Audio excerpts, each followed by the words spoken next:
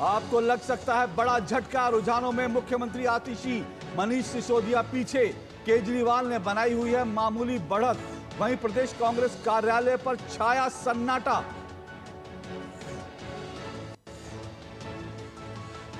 सबसे सटीक और विश्वसनीय नतीजे सिर्फ डीडी न्यूज पर चप्पे चप्पे पर मौजूद संवाददाता दे रहे हैं पल पल की हर खबर। और आइए सीधे रुख करेंगे दिल्ली चुनाव से जुड़ी बड़ी खबरों पर।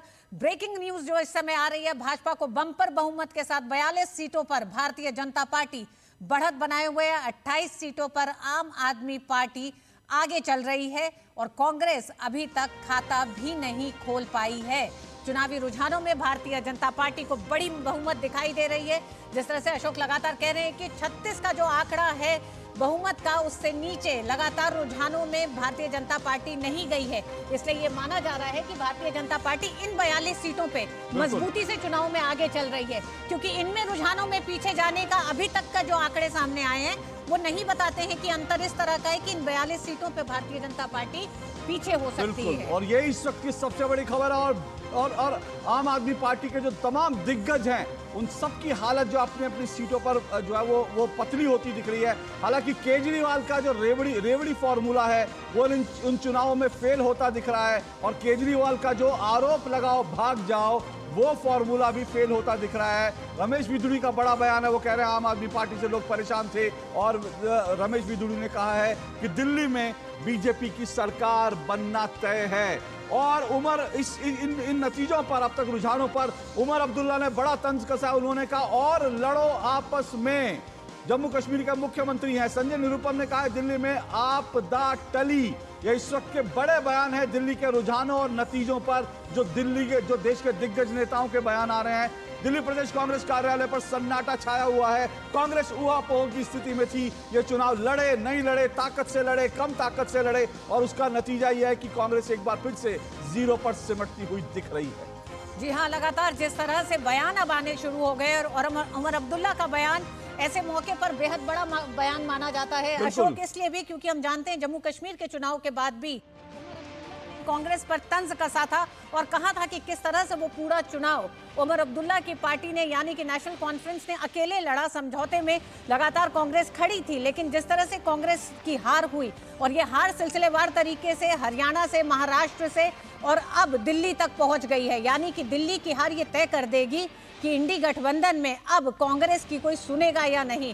प्रमुख उम्मीदवार जो दिल्ली से हैं उसमें अरविंद केजरीवाल हैं, जो इस समय पीछे चल रहे हैं। अरविंद केजरीवाल अपने इलाके से, नई दिल्ली से इस समय पीछे चल रहे हैं, और ये देखा गया कि बीच बीच में अरविंद केजरीवाल कुछ वोटों से आगे भी थे, लेकिन इस समय की जो ताज़ा स्थिति पता चल रही है, अरविंद केजरीवाल नई दिल्ली सीट से पीछे चल रहे हैं। वहीं मनीष सिसोदिया जंगपुरा से पीछे चल रहे हैं। मनीष सिसोदिया ने पड़पड़गंज से अपने आप को हटाते हुए जंगपुरा से इस बार चुनाव लड़ा है, लेकिन जंगपुरा में भी मनीष सिसोदिया पीछे चल रहे हैं। ये दोनों ही उम्मीदवार, मनीष सिसोदिया और अरविंद केजरीवाल, अभी कुछ समय पहले तक आगे थे।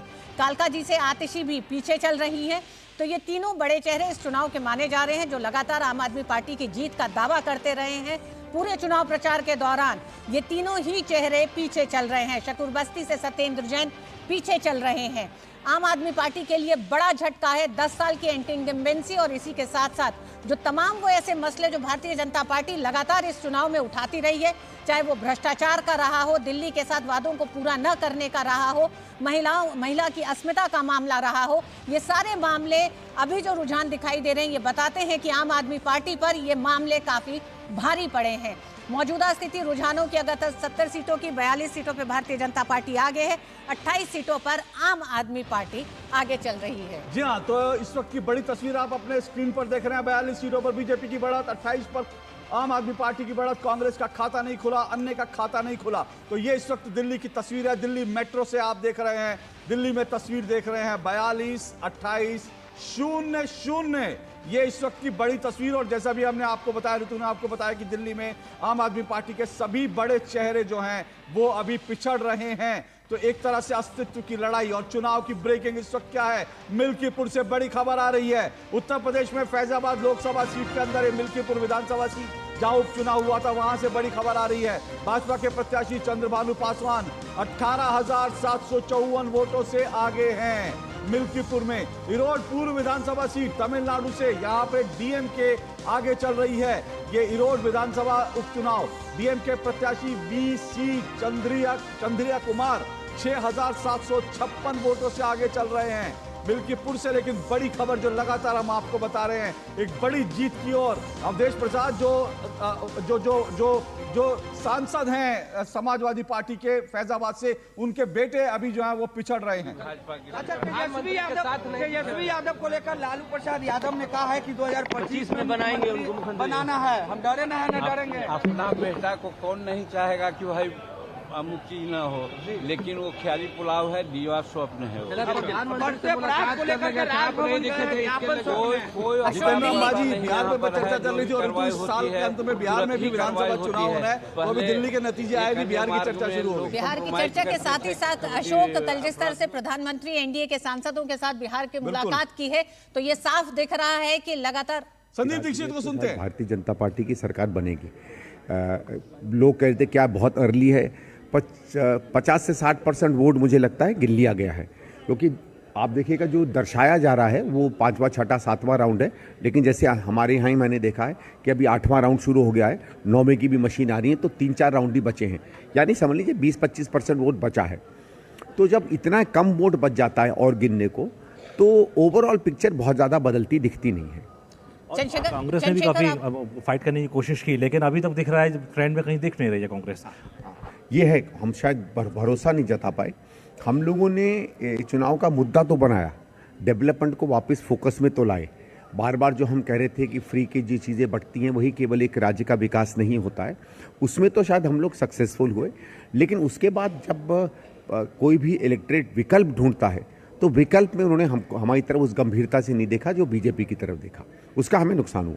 और बीजेपी में को लेकर के लगातार जो एग्जिट पोल चल रहे थे, आपको लगता है ये कहीं सही होते हुए नजर आ रहे हैं? अब तो दिख रहा है, अब तो उसको क्या कहते हैं, तो प्रत्यक्ष है। हाँ, कुछ लोगों ने 55-60 सीटें दिखाई थी, वो तो ऑब्वियसली ठीक नहीं है, लेकिन 40-45 के आसपास तो लगता आएगी। तो कहाँ कमी रह गई कांग्रेस की तरफ से कि उस मुद्दों को नहीं पहुंचा पाए आप? या तो हम लोग देरी से जागे, जो बार बार कह रहे थे, अगर हम लोग 1-2 साल पहले, 1.5 साल पहले मेहनत करते तो हो सकता है बेहतर करते। चंद्रशेखर, आपको अगर मेरी आवाज आ रही हो तो एक सवाल हम चाहते हैं। कॉन्टेस्ट कर रही है आम आदमी पार्टी के साथ और लगातार सरकार बनती दिख रही है ट्रेंड में, आपको क्या लगता है? देखो, काफ़ी आश्चर्यजनक जगहों से वो की बार जीत अपनी ले रही है। कुछ ट्रेडिशनल एरियाज़ में आम आदमी पार्टी ने होल्ड किया है, लेकिन अब आम आदमी पार्टी जो आज की स्थिति में है, अब लगता नहीं है ये किसी भी तरीके से सरकार बना पाएगी। 5 साल तो बाहर ही रहेगी। लाइन एक क्वेश्चन ले लेते हैं। हाँ, बोलिए। चंद्रशेखर, आपको मेरी आवाज आ रही है? चंद्रशेखर, संदीप दीक्षित बहुत ही अपनी साफगोई के लिए भी जाने जाते हैं। कांग्रेस पार्टी का तो खाता भी नहीं खुलता दिखाई दे रहा है, हालांकि संदीप दीक्षित एक बड़ी टक्कर दे रहे हैं नई दिल्ली सीट से। संदीप दीक्षित क्या मानते हैं, क्या कांग्रेस के बड़े नेताओं का एक तरह से राहुल गांधी, सोनिया गांधी, प्रियंका गांधी का साफ रुख नहीं था आम आदमी पार्टी से सीधी लड़ाई को लेकर? नहीं, ये तो पुराना है। चंद्रशेखर, अगर आपको मेरी आवाज मिल रही है?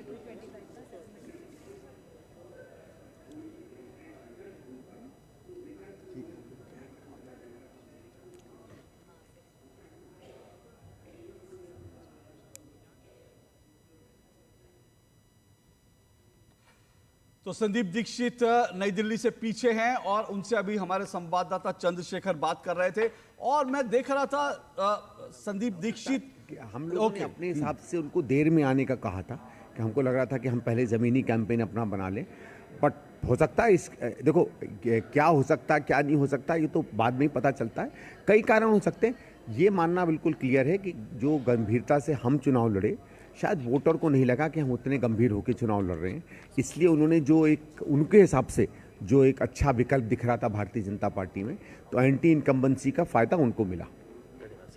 तो ये था संदीप दीक्षित, उनका कहना है कि निश्चित तौर पर जिस प्रकार से जो ट्रेंड अभी तक देखने को मिल रहा है, उसमें उनको लगता है कि निश्चित तौर पर हो सकता है कि बीजेपी जो है दिल्ली की सत्ता पर काबिज हो जाए, क्योंकि जिस प्रकार से और एंटी इनकम्बेंसी जिस प्रकार से रही है आम आदमी पार्टी की, उससे जनता का जो है जो साफ रुख जो है देखने को इन चुनाव के जो ट्रेंड आ रहे हैं उसमें देखने को मिल रहा है। कैमरा पर्सन विनय कुमार तिवारी के साथ चंद्रशेखर, DD न्यूज़, दिल्ली। शुक्रिया चंद्रशेखर। तो संदीप दीक्षित नई दिल्ली से, और मैं ये सोच रहा था ऋतु, संदीप दीक्षित को देख करके कि वो कांग्रेस का खाता नहीं खुल रहा है, वो खुद चुनाव हार रहे हैं, लेकिन मुझे लगता है आज के नतीजों पर संदीप दीक्षित शायद मन ही मन संतुष्ट होंगे, क्योंकि उनको ये लग रहा होगा कि उनकी मां का जिन्होंने अपमान किया, उनकी मां के ऊपर झूठे आरोप लगा के जिन्होंने अपना पूरा राजनीतिक करियर खड़ा किया, वो अरविंद केजरीवाल आज चुनाव हार रहे हैं। तो मुझे लगता है इस बात की संदीप दीक्षित को संतुष्टि होगी, इसलिए वो हार से बहुत दुखी, बहुत परेशान नहीं दिख रहे। जी हाँ, उन्होंने कहा कि 5 राउंड की काउंटिंग हो चुकी है, तो उसमें ये दिखता है कि भारतीय जनता पार्टी दिल्ली में सरकार बनाने जा रही है। इस बात को भी एक बार उन्होंने कहा। और इस वक्त हमारे साथ जो मेहमान जुड़े, आइए जल्दी से परिचय करवा देता हूं। हमारे साथ बीजेपी से राजकुमार फलवारिया जुड़ रहे हैं, और राजकुमार फलवारिया जी, इसके अलावा संदीप त्रिपाठी कांग्रेस के नेता हमारे साथ जुड़ चुके हैं, और स्टूडियो में हमारे साथ जो है, हमारे साथ स्टूडियो में ऑलरेडी मेहमान जुड़े हुए हैं, तो हम सबसे बात करेंगे। संजय राणा हमारे साथ स्टूडियो से जुड़े हुए हैं। राजकुमार फलवारिया जी, सबसे पहले आपका रिएक्शन मैं ये लेना चाहूंगा, क्या लग रहा है आपको ये जो बीजेपी का अभी जो है 42 सीटें बीजेपी दिखा रही है, तो क्या आपको लग रहा है कि बीजेपी जीत की तरफ बढ़ रही है? ये दिख तो रहा है, लेकिन अभी मुकाबला बड़ा कांटे का है। और दूसरी बात, सुबह से जो लगातार आ रहा था, क्योंकि SC ST सीटों पर आम आदमी पार्टी अभी भी बढ़त बनाए हुए है, तो क्या कहेंगे इसको लेकर आप? मेरा मानना है कि निश्चित तौर पर जी नहीं, राजकुमार फुलवारी जी, आपको इको मिल रहा होगा। ओके, राजकुमार फुलवारी जी को इको मिल रहा होगा, जरा इसको ठीक कर दीजिए, तब तक मैं संदीप दीक्षित, माफ कीजिएगा, संदीप त्रिपाठी के पास जाता हूं। संदीप त्रिपाठी, तीसरी बार एक बार फिर से जो है खाता नहीं खुल रहा, 0 पे अटक गए हैं, क्या कहेंगे आप? त्रिपाठी जी की आवाज दीजिए, त्रिपाठी जी की आवाज दीजिए। जी, जनता ने जो जनादेश दिया है वो स्वीकार है, और जिस तरीके से अभी संदीप दीक्षित जी ने कहा कि हमने जिस मजबूती से चुनाव लड़ा, में भी जनता ने जो है उसको गंभीरता से नहीं लिया। लेकिन फिर भी मैं एक बात कहूंगा कि आम आदमी पार्टी की आज जो स्थिति है, कहीं ना कहीं जिस तरीके से कांग्रेस ने जितनी मजबूती दिखाई और जिस तरीके से जो मुद्दे थे, उन मुद्दों के आधार पर आम आदमी पार्टी को घेरा, और इसी वजह से आज आम आदमी पार्टी की स्थिति है। और ये फैक्ट है कि जितना संदीप दीक्षित जी खुश होंगे, उतना संदीप त्रिपाठी भी खुश हैं, इसलिए कि जिस तरीके से आम आदमी पार्टी ने एक झूठी राजनीति की शुरुआत की, जिस तरीके से छुटका और मोदी और बड़का मोदी मिलकर इस देश में, तो कहीं ना कहीं आज जिस तरीके से हम आम आदमी पार्टी की विदाई और अरविंद केजरीवाल जी की विदाई पर डिस्कशन कर रहे हैं, आने वाले समय में हम एक दिन मोदी जी की विदाई का इसी तरीके से बहुत जल्द डिस्कशन करेंगे। संदीप त्रिपाठी जी, वो सपना तो पवन खेड़ा जी भी देख रहे हैं, उनकी जिंदगी का एकमात्र सपना है नरेंद्र मोदी को विपक्ष में बैठाने का। और कांग्रेस के साथ दिक्कत यही है, कांग्रेस आज भी ये सोच रही है, ये नहीं सोच रही कि हमें लगातार तीसरी बार 0 क्या मिला। आप लोग ये सोच रहे हैं कि एक टाइम आएगा, सपने देख रहे हैं, एक टाइम आएगा जब हम जीतेंगे। अरे कम से कम अपना घर को देख लीजिए, आपके घर की स्थिति क्या है, क्योंकि इस बार अगर कांग्रेस का 0 एक बार फिर से आया है, तो उसके लिए सीधा सीधा कांग्रेस का शीर्ष नेतृत्व जिम्मेदार है। आप लोगों को समझ ही नहीं आ रहा था कि आपको चुनाव लड़ना है, बीजेपी को हराना है या आम आदमी पार्टी को हराना है। चुपके से आप लोग कोशिश कर रहे थे कि आम आदमी पार्टी चुपके से जीत जाए, ताकि आप लोग एक बार फिर ताली बजाएं कि देखो बीजेपी हार गई, भले ही कांग्रेस को अंडा मिले। यह स्थिति कांग्रेस की हो गई है। सुबह 10 बजे तक कांग्रेस का दफ्तर पे ताला लगा हुआ था। क्या ऐसी पार्टी क्या दिल्ली में सत्ता में अब वापसी आ सकती है जिसके दरवाजे पे ताला लगा हो, कार्यकर्ताओं को आता पता ना हो? अशोक जी, देखिए, कांग्रेस के जो है दिल्ली ऑफिस और जो है केंद्रीय ऑफिस वहीं दिल्ली में ही है, तो सारे मुख्यतः नेता जो है केंद्रीय ऑफिस में होते हैं और ज्यादातर काम वहीं से होता है। तो एक जो है राष्ट्रीय पार्टी होने के नाते हमारा कार्यालय जो है प्रादेशिक कार्यालय भले है, लेकिन सारे काम मुख्यतः जो है केंद्रीय कार्यालय से होते हैं, और केंद्रीय कार्यालय पे चहल पहल है, लोग आ जा रहे हैं। लेकिन फिर मैं कह रहा हूँ कि कोई भी चुनाव हारना दुखद होता है, और हम लोग लगातार कोशिश कर रहे हैं। और फिर आज स्थिति जो आम आदमी पार्टी की है, वो सबसे बड़ा अगर कोई कारण है तो वो कांग्रेस का, और राहुल जी ने जिस तरीके से मुद्दों के आधार पर चुनाव को लेके गए, और वही कारण है कि आम आदमी पार्टी की स्थिति हुई। और वह एक बात अभी आपने कहा कि सपने देख रहे हैं, सपने देखना कोई बुरी बात नहीं है अशोक जी, सर, और सपने हम इसलिए देखें। संदीप त्रिपाठी जी, आपकी बात से बिल्कुल सहमत हूं, सपने देखने चाहिए, लेकिन सपने देखकर उन सपनों को पूरा करने के लिए मेहनत भी करनी चाहिए। लेकिन सपना देखिए और उसके बाद बैंकॉक चले जाइए तो सपने पूरे नहीं होते, इस बात को भी ध्यान रखिएगा। सपने देखने के लिए राजनीति में जमीन पर उतरना पड़ता है। बहरहाल, राजकुमार फुलवारी जी, आप सुन पा रहे हैं? आपको आवाज आ रही है? आप जी, राजकुमार फुलवारी जी, कुल मिलाकर ये जो अभी जो रुझान आ रहे हैं, उससे ऐसा लग रहा है कि कांग्रेस ने थोड़ी सी मेहनत कर ली, इसके कारण बीजेपी थोड़ा स्ट्रांग पोजीशन में आ गई, वरना शायद मुकाबला और करीबी हो सकता था। आपको ऐसा लगता है? नहीं, भारतीय जनता पार्टी एक कैडर बेस्ड पार्टी है। पिछले कह सकते हैं कि 10 सालों से अरविंद केजरीवाल की नीतियों का, नकारात्मक राजनीतियों के खिलाफ हम लड़ते रहे हैं। हमने कांग्रेस के कारण हम बढ़ नहीं रहे, अपने कार्यकर्ताओं की ताकत के आधार पर हम बढ़ रहे हैं। ये अरविंद केजरीवाल की जो नकारात्मक राजनीति है, फ्रीबीज की जो राजनीति है, उसको हमने बेनकाब किया और जनता ने भी उसको स्वीकार किया है। और ये मान के चले कि कार्यकर्ताओं की मेहनत से हम आज दिल्ली में सत्ता पे आ रहे हैं। और मैं कई बार बोलता भी, सत्य प्रताड़ित तो हो सकता है लेकिन पराजित नहीं हो सकता। इसलिए आज हम सत्य के साथ काम करते हुए आगे बढ़ रहे हैं, कैडर के बेस पर आगे बढ़ते हुए काम कर रहे हैं। और दिल्ली में जो सरकार बन रही है, इसका श्रेय निश्चित तौर पर दिल्ली की जनता को जाता है। उसके बाद मैं कैडर को देता हूं श्रेय कि इनके कारण हम आज सत्ता में हैं।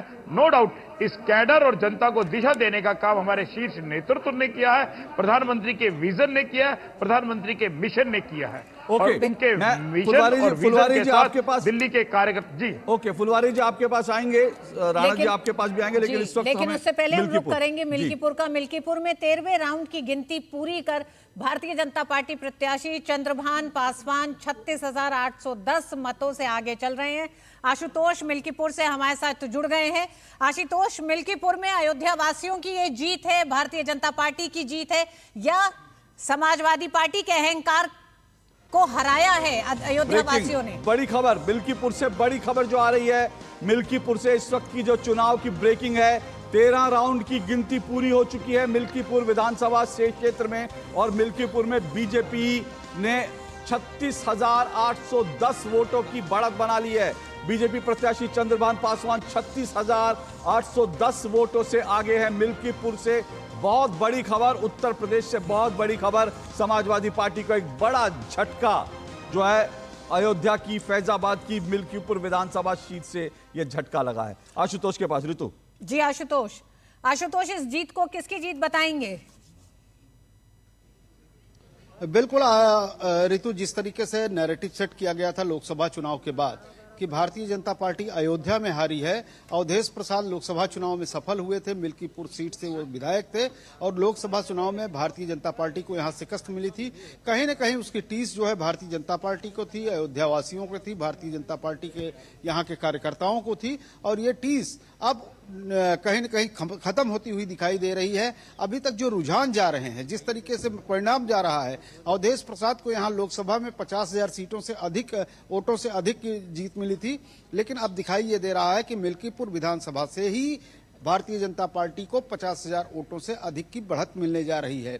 जिस तरह से मतगणना चल रही है, हर मतगणना के हर उस राउंड में जिस तरीके से भारतीय जनता पार्टी के उम्मीदवार को 2 से 3,000 वोटों की बढ़त मिलती जा रही है, ये साफ तौर पर बताती है कि मिल्कीपुर की विधानसभा भारतीय जनता पार्टी 50,000 वोटों से भी जीतेगी।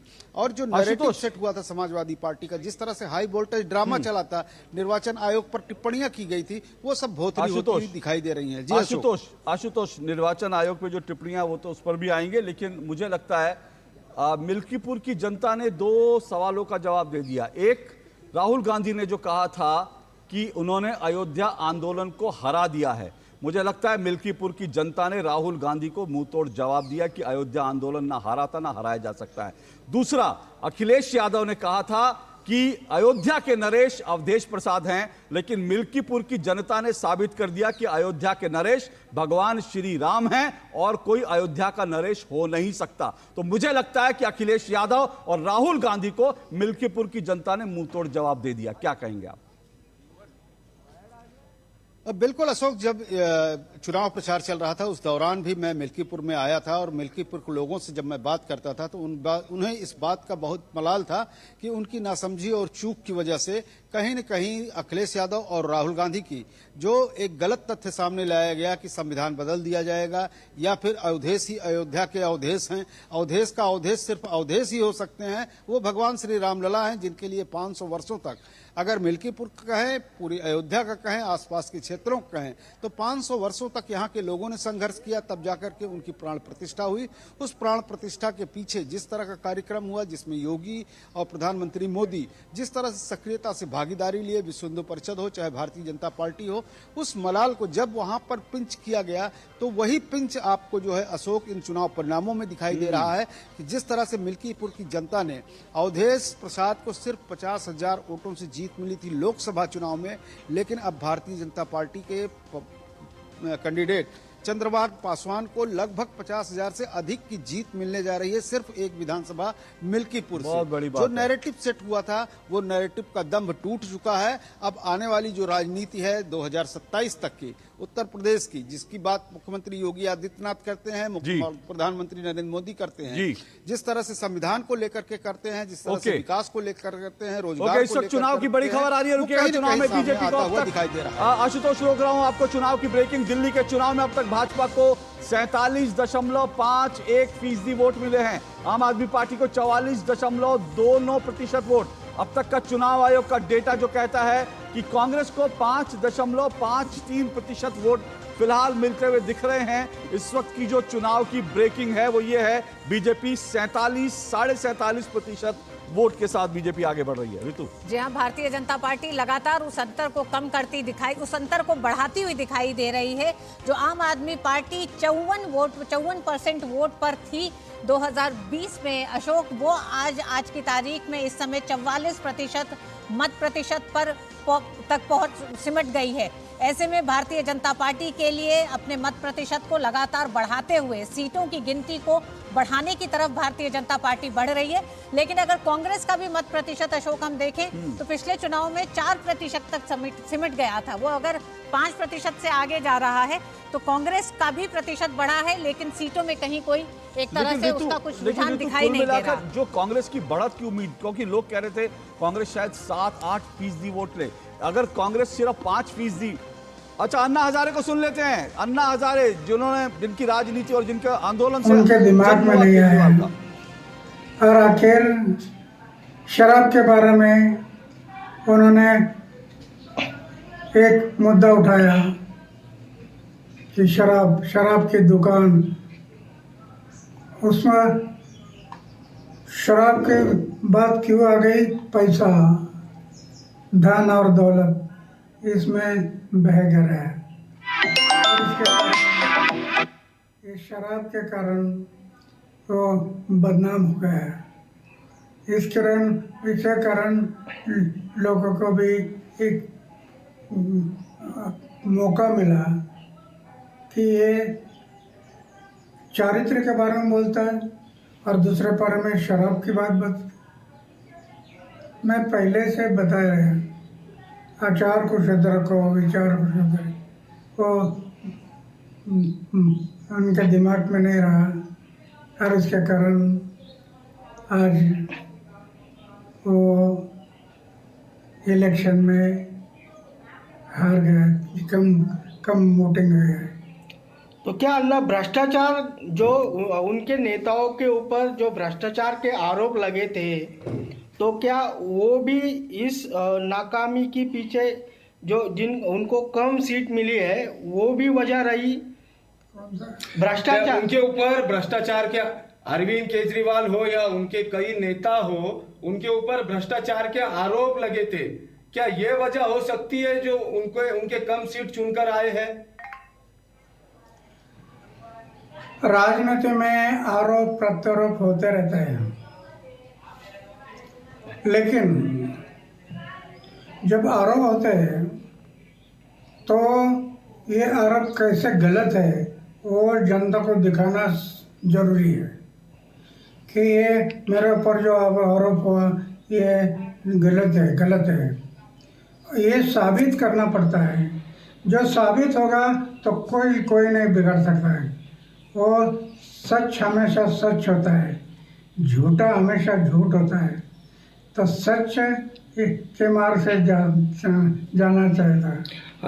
कई बार ऐसा आरोप भी लगा है क्या अन्ना हजारे के वजह से अरविंद केजरीवाल जो है तो दिल्ली पे सत्ता पर अन्ना हजारे के ही वजह से अरविंद केजरीवाल दिल्ली पे सत्ता पर बैठे, उन्हीं के साथ वो अनशन करते थे। बार बार आप पे उंगलियां उठाई गई और अभी भी उठाई जाती है। कैसे देखते हैं अन्ना इसे? समाजसेवी अन्ना हजारे का बड़ी टिप्पणी है जो लगातार रुझान आ रहे हैं। दिल्ली में भारतीय जनता पार्टी की जीत और आम आदमी पार्टी की एक तरह से 28 सीटों पर सिमटने के लिए अन्ना हजारे ने कहा अरविंद केजरीवाल को कि आचार बदलो, विचार न बदलो। और इस समय आप देख रहे हैं भारतीय जनता पार्टी मुख्यालय के बाहर आप कार्यकर्ताओं में जश्न का माहौल देख रहे हैं। ये वो जश्न है जो एक तरह से लंबे सियासी वनवास के बाद अब भारतीय जनता पार्टी को दिल्ली में मौका मिला है कि वो इस जश्न को मना सके। अन्ना हजारे ने बहुत साफ दो बातें की। उन्होंने कहा कि आरोप प्रत्यारोप राजनीति में लगते हैं, लेकिन साबित करना होता है कि वो आरोप गलत है। उन्होंने बड़ा कारण अरविंद केजरीवाल के इस समय एक तरह से हार के पीछे 28 सीटों पर सिमटने के लिए अन्ना हजारे ने कहा कि शराब घोटाला एक बड़ा आरोप अरविंद केजरीवाल पे लगा। शराब के घोटाले ने अरविंद केजरीवाल को दिल्ली में आज 28 सीटों पर सिमट के रख दिया है। बिल्कुल, दरअसल अन्ना हजारे की चिंता ये थी कि जो शुचिता की बात करके अरविंद केजरीवाल राजनीति में आए थे वो सब ध्वस्त हो गई और उसके कारण जो है ये सब कुछ हुआ। तो चलिए, हमारे साथ मेहमान भी लगातार जुड़े हुए हैं। एक बार फिर हमारे साथ राम गुप्ता जुड़ चुके हैं। राम गुप्ता जो हैं आम आदमी पार्टी के प्रवक्ता हैं, सुबह से लगातार हमारे साथ जुड़े हुए हैं और सुबह से लगातार इस बात पे अड़े हुए हैं कि नहीं आम आदमी पार्टी तो जीत रही है, आम आदमी पार्टी तो जीत रही है। मुझे लगता है अगले एक आध घंटे अभी शायद वो इसी बात पर कायम रहेंगे। अभी भी शायद उनको लगता होगा कि चीजें पलटेंगी, लेकिन उनसे पूछेंगे संजय राणा जी। अब शायद कुछ विचार बदल गया होगा। नहीं, अभी नहीं बदला होगा। मैं राम गुप्ता जी के चेहरे पर उनका अभी तेज देख रहा हूँ, अभी भी उनको लग रहा है कि कोई परिवर्तन होने जा रहा है। लेकिन संजय राणा क्या कहेंगे अभी तक जो तस्वीर दिख रही है और जो अन्ना हजारे ने कहा, क्या ये जो नतीजे हैं, ठीक है चुनाव में हार जीत होती है, एंटी इनकम्बेंसी फैक्टर सब होता है, लेकिन एक बात होती है कि एक नेता की विश्वसनीयता, शराब घोटाला, उसके बाद शीश महल, ये जो शुचिता की बात करके, पारदर्शिता की बात करके जो एक आवरण ओढ़ा था अरविंद केजरीवाल ने, वो बिखर गया। क्या उसके कारण अन्ना हजारे ने साफ कहा आचार बदलो, विचार मत बदलो। बिल्कुल अशोक जी आपने सही कहा। देखिए, अन्ना हजारे एक समाज सेवी हैं और जानते हैं जब ये आंदोलन से उठी हुई पार्टी है, निकली हुई पार्टी है, और उन्होंने क्या कहा था कि समाज को बदलना है और राजनीति को बदलना है। लेकिन जब राजनीति करने लगे तो खुद को अपने आप को बदल लिया। देखिए, जो भी आप बोलते हो उसको कथनी को करनी में अगर अंतर होता तो जनता देखती है। 2013 में अगर सरकार बनी थी, ज्यादा समय नहीं मिला था, 2015 में फिर उनको जनता ने एक मैंडेट दिया कि जाके आप सरकार चलाइए। लेकिन देखा जो भी प्रोमिसेस उन्होंने 2015 में किए थे, प्रोमिसेस 20 में भी डिलीवर नहीं हुए और 20 में जो किए तो 25 तक डिलीवर नहीं हुए। और इनका जो एक काम करने का तरीका, देखिए आपके ऊपर कौन बैठा उससे मतलब नहीं होना चाहिए, आप कैसे डिलीवर कर रहे हो अपने कमिटमेंट पर, उस पर फोकस होना चाहिए। इनका फोकस हमेशा लड़ाई झगड़े में, विवाद में रहा। आपको काम करने से मतलब होना चाहिए। अगर आप बार बार बोलते हो मुझे केंद्र सरकार काम नहीं करने दे रही है, तो कहीं ना कहीं आप पे प्रश्न चिन्ह उठेंगे। और जितनी भी, देखिए अशोक जी आपके साथ काफी डिबेट की, कोई भी काम, हम तो बार बार इनको चैलेंज करके बोलते हैं कि कोई भी काम जो इन्होंने बोला, चाहे स्कूल का मुद्दा हो, चाहे अस्पताल का मुद्दा हो, चाहे यूनिवर्सिटी का मुद्दा हो, और सबसे बड़ी बात जो शीश महिला, वो खुद अपने बच्चों को कसम खाए थे कि हम कोई सरकारी बंगला नहीं लेंगे, कोई काफिला नहीं लेंगे। बंगला तो ले लिया और काफिला भी ले लिया। काफिला एक जगह का नहीं, 2 जगह का ले लिया। तो आप देखिए, मतलब पहला ऐसा चीफ मिनिस्टर दुनिया में होगा जो दिल्ली की पुलिस को भी यूज कर रहे हैं और पंजाब की पुलिस को भी यूज कर रहे हैं। आपकी कथनी करनी में जमीन आसमान का अंतर हो गया है। तो ऐसे जो व्यक्ति होता है, व्यक्तित्व होता है, उस पर कम से कम जनता ने आज मोहर लगा दी। जनता ये देख रही थी कि आप काम कम, बातें ज्यादा कर रहे हो। मैं एक छोटा सा आंकड़ा देता हूं, एड पे इन्होंने 4200% इजाफा कर दिया था, फ्री बीज में तकरीबन 607% इजाफा कर दिया था, सारे संस्थानों को घाटे में ला के रख दिया। आप कहां से कहां पहुंचा दिए हो। आपने सिंगापुर बोला था और जाके उसको सोमालिया बना दिया। इतना अंतर है। आपको रोकता हूं क्योंकि इस वक्त जो है हम कुछ चुनाव ब्रेकिंग भी आ रही है। बता दें, नई दिल्ली सीट से अरविंद केजरीवाल फिर से पीछे हो गए हैं, करीब 1229 वोटों से। 1229 वोटों से प्रवेश वर्मा आगे हो गए हैं, अरविंद केजरीवाल फिर पीछे हो गए हैं। तो नई दिल्ली सीट पर बड़ा कांटे का मुकाबला चल रहा है। 1-2 बार में केजरीवाल ने बढ़त जरूर बनाई थी, लेकिन उनकी बढ़त 200-300 सीटों से ज्यादा की नहीं थी। और अब वो फिलहाल 1229 वोटों से प्रवेश वर्मा से पीछे हो गए हैं। ये आम आदमी पार्टी के लिए बड़ा सेटबैक, बड़ा झटका। और कालका जी से आतिशी भी पीछे चल रही हैं। ये इस वक्त की बड़ी खबर है, हम आपको बता दें, ये इस वक्त की बड़ी खबर है जो चुनाव की ब्रेकिंग। जी हाँ, 8 राउंड के बाद केजरीवाल 1229 वोट से इस समय पीछे चल रहे हैं प्रवेश वर्मा से। तो वहीं कालका जी में भी रमेश बिधूड़ी 2800 वोट से आगे चल रहे हैं। ये दोनों ही प्रमुख सीटें हैं। वहीं मनीष सिसोदिया भी लगातार पीछे चल रहे थे। ऐसे में वो बड़े चेहरे जो आम आदमी पार्टी के वो चेहरे रहे जिन्होंने इस पूरी 10 साल की सियासत में लगातार एक शुचिता की बात की, वैकल्पिक राजनीति की बात की। उस वैकल्पिक राजनीति को आज दिल्ली वासियों ने नकार दिया है। अभी तक जो रुझान दिखाई दे रहे हैं, क्योंकि जैसे ही अरविंद केजरीवाल ने अपनी उस राजनीति के विचारों में तब्दीली लेके आए, उन्होंने एक बदलाव किया, उस बदलाव को अस्वीकार कर दिया दिल्ली वालों ने। ओके, राम गुप्ता जी जल्दी से आपकी टिप्पणी क्या कहेंगे? अभी अरविंद केजरीवाल फिर से पीछे हैं, आतिशी फिर से पीछे हैं और आम आदमी पार्टी कुल मिलाकर 26-27, 21 से 26-27 के बीच में है, यानी बहुमत से बहुत दूर हैं। अभी आप स्वीकार करेंगे इस नतीजों को, इन रुझानों को? अशोक जी, चुनाव का एक नियम है कि जब तक आखिरी ईवीएम मशीन की काउंटिंग ना हो जाए तब तक आप हार जीत को नहीं आप स्वीकार सकते। ठीक है, बिल्कुल ठीक। मैं सिर्फ यहाँ पर इतना ही कहना चाहता हूँ कि ये बहुत जल्दबाजी होगी, अभी थोड़ा और धैर्य रखिए। हम जब जो है हमारा आखिरी जो हर तो 11 साल से दिल्ली की जनता ने रखा था। देखिए 10 मिनट और रख लेंगे। मैं आपके उसमें नहीं बोला, थोड़ा सा मुझे बोलने दीजिए। मैं आपकी बात से सहमत हूं। आपको 4 मिनट, अशोक जी ने आपको 4 मिनट 17 सेकंड बोलने दिया और मैं चाहता हूँ कि कम से कम 2 मिनट खड़ी ना गिने, पर्याप्त टाइम आप अपना। जैसे कि अभी आरोप लगा रहे थे हमारे भाई संजय जी कि हमने एक मिनट राम गुप्ता जी एक बार फिर आता हूँ आपके पास। इस वक्त की जो बड़ी ब्रेकिंग है, 5000 से कम वोटों के अंतर वाली कुल मिलाकर 30 सीटें हैं। इन 30 में से 13 सीटों पर आम आदमी पार्टी के प्रत्याशी आगे चल रहे हैं जो 5000 के अंतर वाली है। 17 सीटों पर भाजपा प्रत्याशियों की बढ़त बनी हुई है। ये जो चीज है ये अपने आप में बड़ा इंटरेस्टिंग जो डेटा हम दे रहे हैं। 17 सीटों पर जहां 5000 से कम वोटों का अंतर है, ऐसी कुल मिलाकर 30 सीटें हैं, यानी 5000 वोट अगर इधर उधर हो जाते हैं तो ये तस्वीर बदल सकती है। लेकिन इनमें 13 सीटों पर आम आदमी पार्टी के प्रत्याशी आगे हैं, 17 सीटों पर बीजेपी आगे है। तो ये जो है अपने आप में इंटरेस्टिंग डेटा है। तो ये डेटा भी हम देखते चलेंगे। लेकिन राम गुप्ता जी छोटी सी बात मैं कहूंगा, फिर आप अपनी बात करिए। आपको अपनी बात, मुझे लगता है कि संजय राणा जी ने जो कहा उनके आरोपों को आप जरूर जवाब दीजिए, लेकिन उससे पहले मुझे लगता है अन्ना हजारे ने जो कहा, क्योंकि वो तो आपके प्रणेता थे ना, वो तो अरविंद केजरीवाल, उनके आरोपों पर बोलिए। उन्होंने जो कहा शराब घोटाला, शराब और ये सब चीजें करके दोस्तों। नहीं, आपने उनका इंटरव्यू ध्यान से शायद ध्यान नहीं सुना। मैं आपको बता दूं, उन्होंने ये कहा कि आरोप प्रत्यारोप तो चलते रहते हैं। उन्होंने ये भी कहा कि उन्होंने कहा सत्य के ऊपर झूठ का आवरण लगा करके जिस प्रकार से भारतीय जनता पार्टी नहीं, उनके बयान का ये अर्थ है जो सत्य है उस सत्य के ऊपर झूठ का आवरण लगा करके जिस प्रकार से भारतीय जनता पार्टी के मैकेनिज्म ने प्रचारित किया है अपने सारे तंत्र को एक साथ लगा करके, इस वजह से ये इतनी ईमानदारी रखिए, हुए इतनी ईमानदारी रखिए कि अभी दोबारा सुनवा देंगे आपको। नहीं, उसमें देर नहीं लगेगी। राम गुप्ता जी अभी तुरंत अन्ना हजारे का बयान फिर से टिप्पणी सुनवा देंगे। उन्होंने कहा शराब घोटाले ने, सुनिए बात मेरी बात, शराब घोटाले ने अरविंद केजरीवाल के लिए नुकसान किया है। शराब उन्हें ले डूबी है, उन्होंने साफ कहा। इसी के साथ मैं भी तो वही कह रहा हूं ना कि सच पे 1 मिनट, अगर शराब घोटाला हुआ तो सुप्रीम कोर्ट ने क्यों बरी किया? कहाँ बरी किया? वो बरी किया जिस केस में जमानत तो बरी में अंतर नहीं होता के बराबर माना जाता है। तो आप तो प्रधानमंत्री के बराबर मानते हो,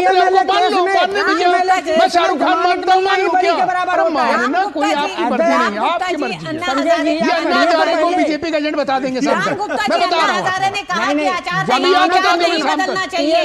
हूँ जमानत मिलना ही बरी के बराबर है, जमानत उसी को दी जाती है जो फैक्ट होता है, सच होता है। वही कह रहे हैं अन्ना जी कि सच के ऊपर झूठ का लेबल लगा करके प्रचारित किया है शराब घोटाले का। ओके राम गुप्ता जी, अगर शराब घोटाला होता तो अभी तक सजा में होते जेल। मैं राम गुप्ता जी की एक बात के लिए तारीफ करता हूँ राम गुप्ता सुबह से अपनी लाइन पर अड़े हुए हैं और उनको जो कहना है वही कह रहे हैं। अन्ना हजारे कुछ मर्जी कह लें, चुनाव नतीजे कुछ कह ले, चुनाव आयोग कुछ कह ले, वो घर से सोच कर आए हैं कि मुझे ये कहना है वही कहेंगे। एक छोटा सा ब्रेक लेता हूं, ब्रेक के बाद आता हूं। इस तरीके के नैरेटिव सेट मत करिए। किसी को भी जो भी उन्होंने कहा है, उन्होंने यही कहा है, उसका लब्बो लवाब यही है जो मैंने अपनी भाषा में नहीं, राम गुप्ता जी अगर आपने अन्ना हजारे को सुना होता तो ये दुर्दशा नहीं होती आप लोगों की। आप लोगों की दिक्कत यही है, आप लोग एक कान से सुनते हैं, आप लोग एक कान से, उनके सारे सुनते हैं, आप लोग आज दिल्ली में हमने काम करके दिखाया, इसीलिए दुर्दशा आ रही है, इसीलिए जनता, दिल्ली की जनता ने उठा के फेंक दिया आप लोगों को। अगर उसके बाद भी आपको बुद्धि नहीं आएगी तो फिर उसके बाद भगवान मालिक है। छोटा सा ब्रेक ले रहा हूं, ब्रेक के बाद आता हूं। हमें बुद्धि दिल्ली की जनता मुझे पता नहीं आएगी, नहीं आएगी, मुझे मालूम है। चेक जाना पड़ेगा। अरे गेम छोड़ के 1 महीना हो गया कंप्लेंट किए हुए, बैंक रिफंड ही नहीं कर रहा है। कंप्लेंट करनी है। अरे बैठिए बैठिए, यहीं से कर लीजिए आरबीआई के ऑम्बुड्समैन को। कैसे? आरबीआई अधिकृत बैंक, एनबीएफसी या डिजिटल लेन देन के जितने भी प्लेटफॉर्म्स हैं, उनकी शिकायत आप कर सकते हैं घर बैठे बैठे आरबीआई के सीएमएस पोर्टल पर। ये हो गया चेकमेट। कंप्लेंट करेंगे क्या? आरबीआई कहता है जानकार बनिए, सतर्क रहिए। मुथूट फाइनेंस पेश करते हैं गोल्ड लोन मेला। गोल्ड लोन लेने पर और कस्टमर रेफर करने पर पाइए सुनहरा मौका, लाखों के गिफ्ट वाउचर जीतने का, साथ ही साथ जीते आप 24 कैरेट खरा सोना। गोल्ड लोन लेने के लिए आज ही मुथूट फाइनेंस की ब्रांच में जाइए या फिर कॉल कीजिए 1-800-313-1212। जब धरती चीर कर निकलता है लोहे का पत्थर और मिलता है मोंगिया के जोश से, फिर चलता है, ओके और बनता है फौलाद। अब होता है सरिया सारी खूबियों के साथ। मोंगिया स्टील, मजबूत देश का मजबूत सरिया। चलिए, जनादेश आप देख रहे हैं। जनादेश में दिल्ली विधानसभा चुनाव की वोटों की गिनती का काम जारी है। इस वक्त की बड़ी खबरें आपको बता दें। इस वक्त की बड़ी खबरें क्या है? इस वक्त की बड़ी खबरें भाजपा का सोशल मीडिया पर बीजेपी ने इस वक्त पोस्ट किया। इस वक्त की बड़ी खबर है और दिल्ली के मतदाताओं का आभार जताया है बीजेपी ने सोशल मीडिया पर। तो इसका मतलब लोकतंत्र के महायज्ञ को सफल बनाने पर दिल्ली की जनता का आभार जताया है बीजेपी ने सोशल मीडिया पर। सम्मिलित सभी कर्मचारियों को कोटि कोटि नमन किया है बीजेपी ने। तो इसका मतलब बीजेपी ने इस हार को ये लगभग बीजेपी ने ये घोषित कर दिया है कि वो पार्टी जीत गई है और दिल्ली में बीजेपी मुख्यालयों पर, दिल्ली में बीजेपी कार्यालयों पर जश्न भी शुरू हो गया, जो आप देख रहे हैं।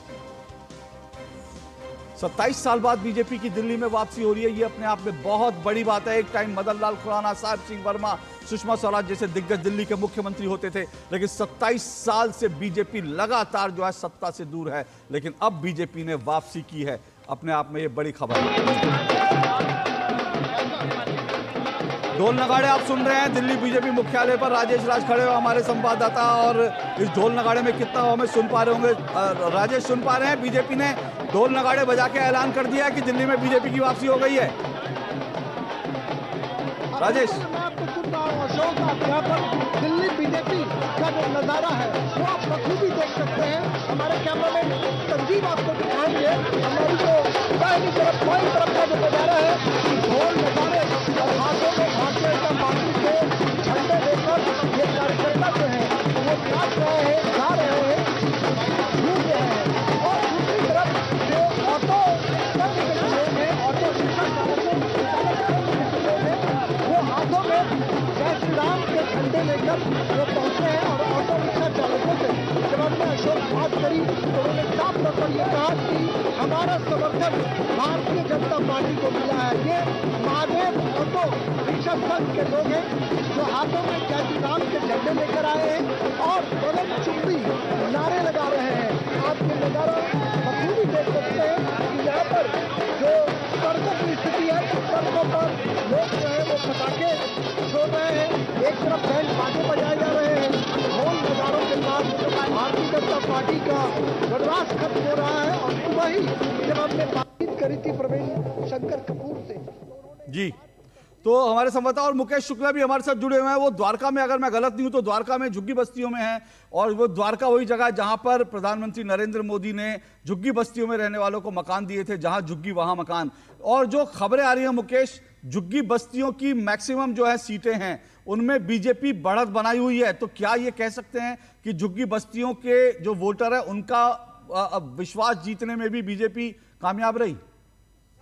बिल्कुल अशोक जी, जिस तरह से जहां झुग्गी वहीं मकान का ये जो नारा था, ये जिस तरह से फैला और जिस तरह से इसने काम किया, क्योंकि एक बड़ा इंपॉर्टेंट वर्क था जिनको बार बार नजरअंदाज किया जाता था आम आदमी पार्टी के द्वारा, जिस तरह से उनको ठगा गया। लेकिन जिस तरह से चुनाव से पहले जो झुग्गी बस्ती मकान उनको दिए गए, वो एक बड़ी राहत थी। और यहाँ पर भी मैं इसी इलाके में जो आपने कहा, यहाँ बिजवासन, पालम विधानसभा, मटियाला विधानसभा, तमाम सीटों पर भारतीय जनता पार्टी के जो प्रत्याशी हैं, चाहे वो कैलाश गहलोत हो, यहाँ पर सोलंकी जी हो, सरावत हो, ये सब लीड कर रहे हैं और बहुत शानदार तरीके से। और ये तमाम झुग्गी बस्ती के लोग हैं जो काफी टाइम से इस बात को उठा रहे थे। अभी मैं बात भी कर रहा था, कोई कह रहा था पानी की किल्लत है, किस तरह की आपके यहाँ दिक्कतें आ रही थी?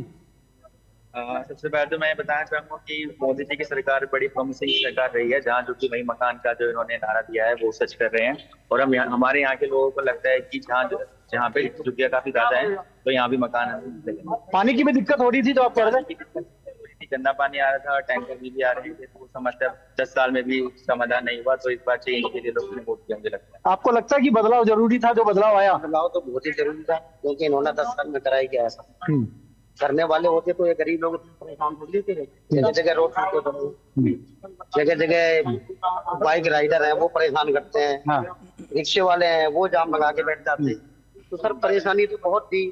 अब परेशानी के कारण ही हम लोगों ने मोदी जी को चुना है, इसलिए सर हम मोदी जी को लेके आए हैं, क्योंकि हमने 10 साल में ना अभी ऐसा कुछ नहीं करा था इन्होंने हमारे लिए। आप कह रहे थे कि आप मनाली तक गए, बाहर घूमने भी गए, वहाँ जो विकास देखा, वाकई में विकास हुआ? बहुत बढ़िया तरीके से हुआ है। टर्मिनल जो बनाए हुए हैं देखिए हमने, इतनी लाइटें के कंकड़ की जो भी है अच्छे से हुआ है। और झुग्गी बस्ती में जो काम नहीं किया केजरीवाल ने, क्या लगता है कि नाराज थे जनता उनसे? नहीं किया होगा। पानी भी सर लेके खरीदते हैं जी, बोलो। पानी भी अब ना जाए के रहने वाले तो यहाँ बात से नहीं कह रहा हूँ सर, विकास में 5 लीटर पानी मिल रहा है। मुकेश, दिल्ली में जे कॉलोनी के तकरीबन 3 लाख परिवार हैं। भारतीय जनता पार्टी ने 10 साल के अरविंद केजरीवाल की सत्ता में जे कॉलोनी के मतदाताओं की एक बड़ी भूमिका होती थी, और अरविंद केजरीवाल एक बड़ा वादा इन लोगों को करते रहे हैं कि पानी भी सही मिलेगा, आपको एक तरह से मकान भी हम देंगे। इन तमाम वादों पर अरविंद केजरीवाल को क्या जे कॉलोनी के मतदाताओं ने इस बार आंका और फिर उन्होंने एक विकल्प की तरफ वो बढ़े हैं? बिल्कुल ऋतु, आपने सही कहा। इसी बात को जानने की कोशिश कर रहा था। हमारे साथ इन्होंने कहा, जैसे जिस तरह से केजरीवाल ने कहा कि भाई हम आपको तमाम सुविधाएं देंगे, क्या कुछ हुआ? वाकई में ठगा महसूस करे हो? ठगा महसूस कर, कोई काम ही नहीं हुआ है। हमारे यहाँ विकास बिल्कुल भी नहीं हुआ है। सीवर में गंदा पानी आ रहा है, सीवर लाइन बिल्कुल दिक्कत कर रही है, पानी का पीना गंदा पानी आ रहा है, गंदे पानी से लोग परेशान है। हमारी कॉलोनी में पानी साफ आए, बीमारी फैल रही है, काम ही नहीं हुआ सर बिल्कुल भी। कोई रोड गली कुछ नहीं बनवाई, कुछ नहीं करा। बिल्कुल ऋतु, देखिए रोड नहीं बना, पानी नहीं आया, जो बात कह रहे थे, चाहे वो लीडर्स कह रहे थे, अब ये जनता कह रही है, यहाँ की लोकल जनता एक और यहाँ पर है, और किस तरह की दिक्कतें थी, क्या क्यों नहीं सुधार हुआ 10 साल में? मुकेश, हम आपके पास लौटेंगे। जो मुकेश लगातार बता रहे थे हमको जानकारी, लेकिन राम गुप्ता जी, ये जो अब जो दिल्ली बीजेपी में जश्न शुरू हो गया, लोग झुग्गी बस्तियों के अभी हम दिखा रहे थे वोटर, कहीं ना कहीं आपको लगता है कुछ कमी रही होगी? क्या आपको लगता है एक जो है अपना आकलन करने का वक्त है कि भाई क्या वजह है 11 साल के बाद जो राजनीति बदलने आए थे वो आज ये सिचुएशन हो रही है, या आपको लग रहा है कि अभी नतीजे बदल सकते हैं? अशोक जी, अभी तो इस पर विचार करने का समय नहीं आया है। समय आएगा, मैं धैर्य रखिए, मैं ये सारी बातें करके जाऊंगा, निश्चिंत रहिए। अभी तो फिलहाल जो आंकड़े हैं, आंकड़ों पर हमें नहीं, आंकड़ों पे तो बात कर ही रहे हैं, आंकड़ों पे बात कर रहे हैं, लेकिन उन कॉलोनियों की अगर उन तमाम विधानसभा क्षेत्रों में अगर आम आदमी पार्टी पीछे है तो इस पे विचार होगा ना कि अगर वहां के लोगों को जो वादा किया गया। एक मिनट राम जी आ रहा हूँ। एक लड्डू देखिए, बड़ा सा लड्डू जो है राजेश के पास पहुंच गया, राजेश राज के पास बीजेपी दफ्तर में। राजेश राज, ये लड्डू है क्या है बड़ा सा? मतलब अभी तक तो जलेबियां देख रहे थे, लड्डू अलग तरह का दिख रहा है। लड्डू के ऊपर भी कुछ है। मोदी जी का चेहरा वो है। कि ये हाथों में ये बड़ा सा लड्डू लेकर आए हैं जो भारतीय जनता पार्टी की जीत का जो साइन हम कह सकते हैं वो दिखा सकते हैं। कहाँ से आप आए हैं, क्या नाम है? प्लूटो क्या है भाई साहब? ये गोला का लोग का ठंकू बोलने, ये गोला का लोग ये बार राइट बटनिया दबाया है कमल वाला, दुई बार से ये गोला का लोग कंफ्यूजन में झाड़ू वाला बटनिया दबा रहा था। यहाँ कौनो डेवलपमेंट का काम नहीं हुआ भाई साहब। क्या संदेश दे रहे हैं? संदेश ये है कि अब ये गोला डेवलप होगा, यहाँ यमुना साफ होगा। मोदी जी का चांस मिला है, मोदी जी का जो फार्मूला था, जो प्लान था, वो का ये गोला का लोग एक्सेप्ट कर लिया और झाड़ू का रिजेक्ट कर दिया। हम बहुत फीलिंग हैप्पी है भाई साहब। बीजेपी की सरकार बनेगी तो दिल्ली में भाई साहब 100%। जी हाँ, तो ये पीके के कैरेक्टर में ये दिखाई दिया। ये चुनाव के समय भी ये तमाम जगह जहां चुनाव के प्रोग्राम होते थे वहां ये इसी तरह के कपड़े पहनकर और जो है एक अपनी अपनी बात कहने के लिए पहुंचते थे। तो चुनाव रंगीन होता है, तो रंगीन चुनाव का एक रंग है। बहरहाल जी जी बिल्कुल। तो राम गुप्ता जी, हाँ अपनी बात पूरी कीजिए कि आप, और मैं आपसे ये भी कहूँ क्योंकि आप लगातार मोबाइल देख रहे हैं, क्या पार्टी से जो पार्टी का आपको होगा वहां पे क्या सूचनाएं हैं कि क्या अभी भी दिल्ली चुनाव के रुझानों पर स्वाति मालीवाल का ट्वीट है, द्रौपदी के चीरहरण से जुड़ी तस्वीर सामने है, सांकेतिक रूप से केजरीवाल पर सवाल उठाए हैं। स्वाति मालीवाल ने एक ट्वीट किया है, उस ट्वीट में उन्होंने कहा है कि केजरीवाल के घर पर हुई थी कथित रूप से मारपीट, उसे लेकर स्वाति मालीवाल ने अब थोड़ी देर पहले एक ट्वीट किया है। जी प्रेम गुप्ता जी, कई ऐसे मामले हैं प्रेम गुप्ता जी महिलाओं की अस्मिता को लेकर, और स्वाति मालीवाल ने बड़ा दिलचस्प जो है उन्होंने बाकायदा चित्र, ये देखिए स्वाति मालीवाल का ट्वीट, द्रौपदी के चीरहरण का दृश्य जो है, और इसी को दिखाते हुए उन्होंने जो कुछ कहना था इस ट्वीट में उन्होंने कह दिया। स्वाति मालीवाल का बहुत दिलचस्प ये ट्वीट है और बड़ा मौजूद ट्वीट है। स्वाति मालीवाल जिस तरह से अरविंद केजरीवाल और आम आदमी पार्टी सरकार की नाकामियों को लगातार उजागर कर रही थी, मुझे लगता है कि वो एक बड़ा फैक्टर दिल्ली में साबित हुआ। तो उन्होंने जो ट्वीट किया है जो है द्रौपदी की साड़ी दुशासन जैसे खींच रहे थे, उसी तरह से उन्होंने दिखाया कि जिस तरह से उनके साथ हुआ था शीश महल के अंदर। अरविंद केजरीवाल के कहने पर उनका आरोप है कि विभव जो अरविंद केजरीवाल के सहयोगी हैं उन्होंने उनके साथ मारपीट की, बदसलूकी की। आम आदमी पार्टी की महिला सांसद के साथ, दिल्ली की पूर्व महिला जो वुमेन कमीशन की अध्यक्ष थी, उनके साथ जिस तरह का बदसलूकी हुई, इसलिए उन्होंने ये तस्वीर जो है ट्वीट की। अपने आप में बड़े मायने हैं आज इसके। प्रेम गुप्ता जी, कई ऐसे मसले हैं जो संवेदनशील भी हैं और जिन्होंने अब आम आदमी पार्टी की 25 सीटों पर सिमटने के लिए कई सारी चीजें जिम्मेदार हैं। उसमें एक महिलाओं की अस्मिता को लेकर जो सवाल आम आदमी पार्टी पर अरविंद केजरीवाल पर उठा। रितु जी, सबसे पहले तो नाम करेक्ट करिए, प्रेम नहीं राम गुप्ता। हाँ, राम माफ करिएगा, राम गुप्ता। तो जैसा कि आपने बताया उनके ट्वीट पर, मैं उस ट्वीट पे ज़्यादा तवज्जो नहीं दूंगा क्योंकि उनका जो है एजेंडा क्लियर है। अगर मैं इतने एक सलाह देना चाहता हूँ स्वाति मालीवाल जी को कि उन्हें आम आदमी पार्टी का चोला उतार के जो इन्होंने अभी ओढ़ रखा है एज ए राज्यसभा मेंबर का, उससे इस्तीफा दे करके इन्हें आम आदमी पार्टी से हट के इन्हें उस पार्टी में चले जाना चाहिए जिसका वो एजेंडा खुल के नहीं अभी कर पा रही, लेकिन ऑलमोस्ट उन्हीं की विचारधारा पर चल रही हैं। किस तरह से देख रहे हैं? कोई कारण है 25 सीट का? नहीं, अभी आप कोई कारण मानते हैं या आप तब तक नहीं मानेंगे जब आप ये भी बता दीजिए आपके मोबाइल में सूचनाएं क्या आ रही है कि आप लोगों को कितनी सीटें मिल रही हैं? 33 सीटों तक हम अभी पहुंचे। 33 पर अगर 33 सीटों तक भी पहुंचेंगे तब भी 36। नहीं, अभी वर्तमान में प्रेजेंट में जो आंकड़े हैं आपके ये 25 हैं, 25 नहीं 33 हैं। 33 है। हर 2 मिनट बाद मेरे पास जो आ रहे हैं। चलिए, तब भी अशोक कह रहे हैं ठीक है, नहीं सुनिए अभी क्या है, 67 और 63 से 36 पे 7 राउंड की काउंटिंग हुई है अब तक। 6 राउंड की काउंटिंग आधा घंटे पौन घंटा पहले हुई थी, अभी 7वां राउंड कंप्लीट होने वाला है। 8वें राउंड पर थोड़ा सा मुझे अभी संशय है कि खेल होगा और बड़ा खेला होगा, ये भी मैं आपको बता दूं।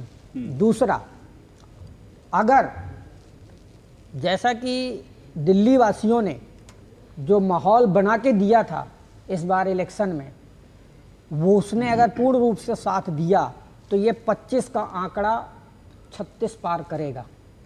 राम गुप्ता जी यही। और अगर सुनिए अगर बोलिए। भारतीय जनता पार्टी के साथ की जो सहयोगी दूसरी और पार्टी हैं जिनके बारे में मैंने सुबह भी चर्चा की थी आपसे और अभी फिर से दोहरा रहा हूं, अगर उन्होंने नहीं कुछ गड़बड़ किया होगा तो मैं दावा करता हूं कि ये ट्रेंड चेंज होगा और होकर रहेगा। संजय जी, भले आप नहीं बोल पाए, मजबूरी है आपकी, लेकिन अंदर मन में तो यही चल रहा है। आपकी मजबूरी एक तो समझ रहे हैं राम गुप्ता जी, समस्या ये है, आप सबकी मजबूरियां समझ रहे हैं, कांग्रेस की भी समझा रहे हैं, भारतीय जनता पार्टी की भी समझा रहे हैं। जब आपकी पार्टी पे बात होती है तो आप अपनी पार्टी पे एकदम खामोश हो जाते हैं, उसमें आप कारणों पे नहीं बात करना चाहते, उसमें आप मुद्दों पे नहीं बात करना चाह रहे हैं। मैं कांग्रेस पे कुछ बोला ही नहीं। ऋतु एक मिनट, ऋतु, राम गुप्ता जी आज हमें एंटरटेन करने के मूड में आए हैं, उसके लिए हमें इनका शुक्रगुजार होना चाहिए। वो लगातार हमारे दर्शकों को एंटरटेन कर रहे हैं और आम आदमी पार्टी के कार्यकर्ताओं की हौसला अफजाई कर रहे हैं कि भाई अभी तस्वीर बदल जाएगी तो ठीक है, वो कोई बात नहीं। अभी जब तक वो बैठे हैं तब तक वो पूरा नतीजा देकर और उसके बाद भी मुझे नहीं मालूम क्या कह के जाएंगे, लेकिन फिलहाल हम सीधा निखिल के पास चल रहे हैं। निखिल आकर सर, ठीक है, बिल्कुल, जब तक कतरा सांस हो आदमी को हार नहीं माननी चाहिए। जब तक बीजेपी की 30 सीटें 20,000 के मार्जिन पार नहीं करती हैं, तब तक मैं नहीं मानता। ठीक है, चलिए, ठीक है। हार वैसे भी मुझे लगता है कि किसी को भी हार नहीं स्वीकार करनी चाहिए जब तक चुनाव नतीजे एक नतीजा ना आ जाए। लेकिन निखिल के पास चलते हैं। जो तस्वीर है, बीजेपी ने जीत का जश्न शुरू कर दिया है। आम आदमी पार्टी फिलहाल जो है यहां पर हमारे साथ राम गुप्ता हार नहीं स्वीकार कर रहे हैं। कांग्रेस जीरो पर बनी हुई है, लगातार बनी हुई है। कांग्रेस की जो प्रदर्शन है बड़ा कंसिस्टेंट प्रदर्शन है, जीरो पे पिछले 15 साल से। और सबसे बड़ी इस वक्त की ब्रेकिंग खबर यह है कि कांग्रेस को इस चुनाव में कोई नुकसान नहीं होने जा रहा। इस वक्त की सबसे बड़ी खबर है, कांग्रेस को कोई नुकसान नहीं हो रहा। तो चलिए सीधा चल रहे हैं निखिल के पास। निखिल आंकड़ों के साथ है। एक मिनट रुकिए, आएंगे निखिल। धन्यवाद अशोक और ऋतु, और स्वागत है दर्शकों एक बार आपका। मैं आपको बताऊंगा सिलसिलेवार आंकड़े कि किस तरह से ये जो चुनाव है वो चल रहे हैं। इससे पहले भी जो चुनाव हुए हैं उनके आंकड़े आखिर क्या कहते हैं। सबसे पहले हम अपडेट्स की बात कर लेंगे। सबसे पहले आपको बताएंगे विधानसभा चुनाव के नतीजे और रुझानों की बात कर लेते हैं। सबसे पहले रुझान की अगर बात करेंगे, बीजेपी 45 सीटों पर आगे बनी हुई है, 37 सीटों के साथ में उसको फायदा मिला है। आम आदमी पार्टी 37 सीटों का नुकसान के साथ 25 सीटों पर आगे चल रही है। और जैसा कि अभी स्टूडियो से अशोक कह रहे थे कि कांग्रेस को कोई नुकसान नहीं हुआ है क्योंकि कांग्रेस 0 सीट पर फिर से एक बार बनी हुई है। हम आपको बता दें कि ये जो आंकड़े हैं, ये जो रुझान है, ये अभी फाइनल जो नतीजे हैं वो नहीं है, लेकिन कम से कम अगर देखा जाए तो 75% वोटों की गिनती लगभग हो चुकी है। तो इन आंकड़ों में कितना परिवर्तन आएगा ये देखने की बात है। आबादी के गणित की बात कर लेते हैं क्योंकि इसका ही जोर लगातार इन चुनावों में देखा गया, चाहे वो पूर्वांचली बहुल सीटें हों, चाहे वो मुस्लिम बहुल सीटें हों। मुस्लिम बहुल सीटों की अगर हम बात करें तो मुस्लिम बहुल सीटों पे आप देखिए, ये जो सारी सीटें हैं मुस्लिम बहुल, इनकी अगर हम एक एक बात करें, किराड़ी सीट की बात कर लेते हैं। किराड़ी सीट पे आप देखिए कि किस तरह से ये आगे बढ़ता हुआ नजर आ रहा है। और ये देखिए अनिल झा जो है किराड़ी सीट पे वो आगे जा रहे हैं, बीजेपी के बजरंग शुक्ला पीछे हैं। हम ओवरऑल आंकड़े आपको बता दें कि जो 13 सीटें हैं उनमें से 9 सीटों पर आम आदमी पार्टी आगे है, लेकिन उसको 2 सीटों का नुकसान है। पिछली बार इन मुस्लिम बहुल 13 सीटों में से उसको 11 सीटें मिली थी, इस बार उसको 2 सीटों का नुकसान है, जबकि बीजेपी को 2 सीटों का फायदा है और वो 4 सीटों पर आगे बनी हुई है। ये किराड़ी सीट हमने आपको दिखाई है। और 2020 में अगर हम इसके आंकड़े की बात करें तो यहां से ऋतुराज गोविंद ने जीत हासिल की थी 5704 वोटों से।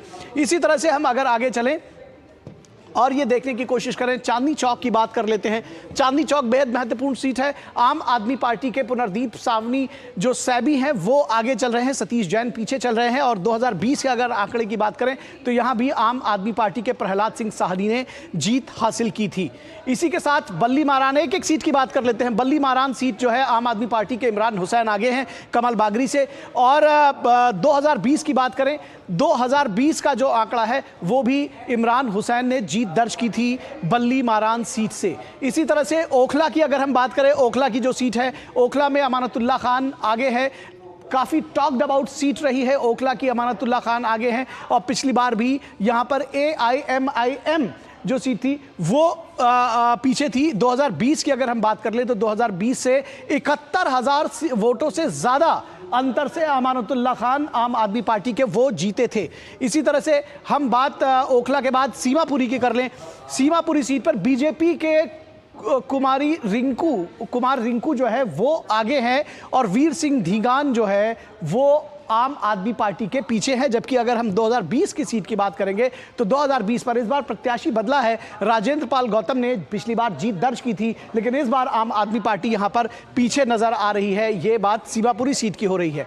सीमापुरी के बाद अगर हम बाबरपुर की बात करेंगे, बाबरपुर की सीट बेहद महत्वपूर्ण है। गोपाल राय यहां पर आगे चल रहे हैं, अनिल कुमार वशिष्ठ यहां पर पीछे चल रहे हैं बीजेपी के। और अगर हम इस पर 2020 के आंकड़ों की बात करेंगे तो गोपाल राय ने 33,000 से ज्यादा वोटों के अंतर से पिछली बार जीत दर्ज की थी।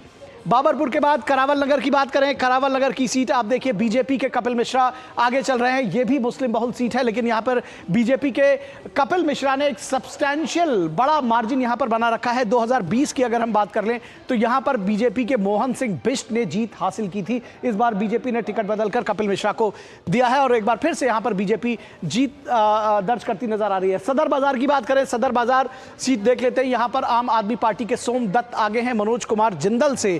2020 में भी आम आदमी पार्टी के सोमदत्त यहां पर जीते थे। इसी तरह से मटिया महल की बात करें, मटिया महल में भी आम आदमी पार्टी के मोहम्मद इकबाल आगे हैं दीप्ति इंदौरा से। और 2020 की अगर हम बात करें तो 2020 में आम आदमी पार्टी के शोएब इकबाल ने जीत दर्ज की थी 50,000 से अधिक वोटों से। तो यह भी इस बार देखने की बात है। इसी तरह से जंगपुरा की बात करें, जंगपुरा की बेहद महत्वपूर्ण सीट है। ये यहां पर इस बार आम आदमी पार्टी के मनीष सिसोदिया जो कि डिप्टी सीएम रहे हैं, वो आगे चल रहे हैं तरविंदर सिंह मारवा से। और पिछली बार की अगर बात करें, ये सीट दरअसल उन्होंने चेंज की है। प्रवीण कुमार जो है आम आदमी पार्टी के, उन्होंने जीत दर्ज की थी और 16,000 के वोटों के अंतर से वो जीते थे। गांधीनगर की बात करें तो गांधीनगर में बीजेपी के अरविंदर सिंह लवली आगे चल रहे हैं नवीन चौधरी से। नवीन चौधरी आम आदमी पार्टी के से अरविंदर सिंह लवली गांधीनगर की सीट से आगे चल रहे हैं। 2020 की अगर हम बात करें तो यहां पर भी बीजेपी के अनिल कुमार वाजपेयी ने पिछली बार जीत दर्ज की थी।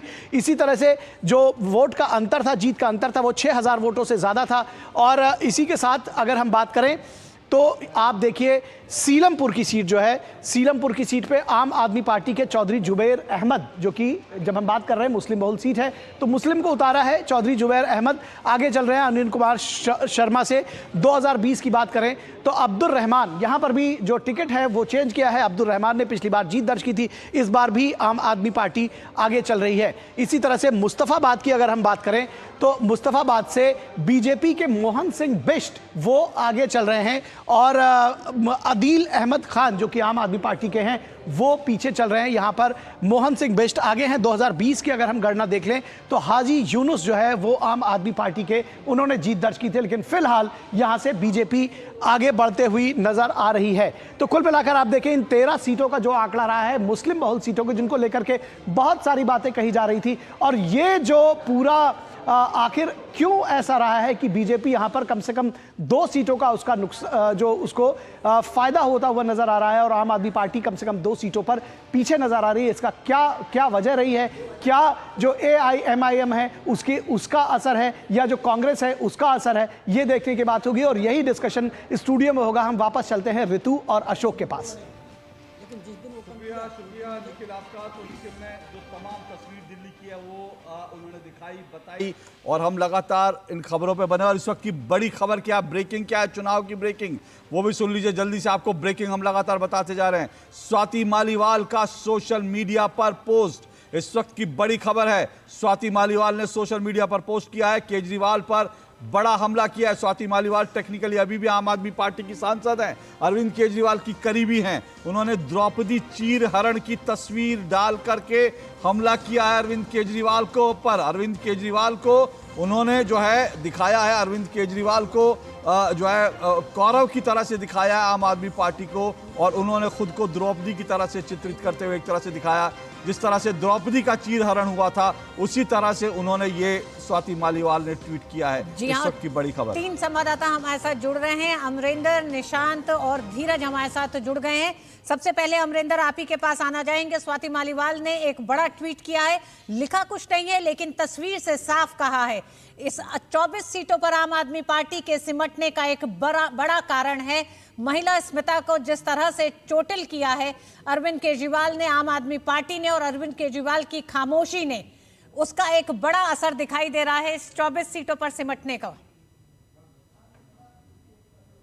बिल्कुल निश्चित तौर पे ऋतु हम बात करें कि जिस तरह से स्वाति मालीवाल ने ये हमला किया केजरीवाल पर, और स्वाति मालीवाल का अगर देखें जिस तरह से पूरी एक घटना हुई कि एक महिला जो है मुख्यमंत्री के घर पे सुरक्षित नहीं है, जब अरविंद केजरीवाल दिल्ली के मुख्यमंत्री थे, और उस वक्त महिला का उनके घर पर जिस तरह से हमला होना और जिस तरह से चीरहरण की बात की गई थी, उनके साथ दुर्व्यवहार की बात की गई थी, उनके जो पीएस है विभव कुमार, जिसके लिए उनको जेल भी जाना पड़ा, तो ये वही दिखाता है कि जिस तरह से महिला सशक्तिकरण और महिला अस्मिता की बात अरविंद केजरीवाल और उनकी पार्टी करती आई है, लेकिन कहीं ना कहीं महिलाओं की अस्मिता के साथ जो उनके वादे थे वो पूरे नहीं हुए। और इसी को लेकर, इसी संदर्भ में लेके जो स्वाति मालीवाल है, जो कि राज्यसभा की आम आदमी पार्टी की सांसद है, उनका ये बड़ा ट्वीट देखा जा सकता है। और अगर आप पिछले काफी समय से देखें तो स्वाति मालीवाल लगातार आपकी जो नाकामियां हैं उनको बताती आई है, सोशल मीडिया पे भी बता रही है, और उसके बाद भी कई बयान उनके आए, और जिस तरह का ये रिजल्ट है अशोक जी, वो ये बताता है कि कहीं ना कहीं नाराजगी जनता में।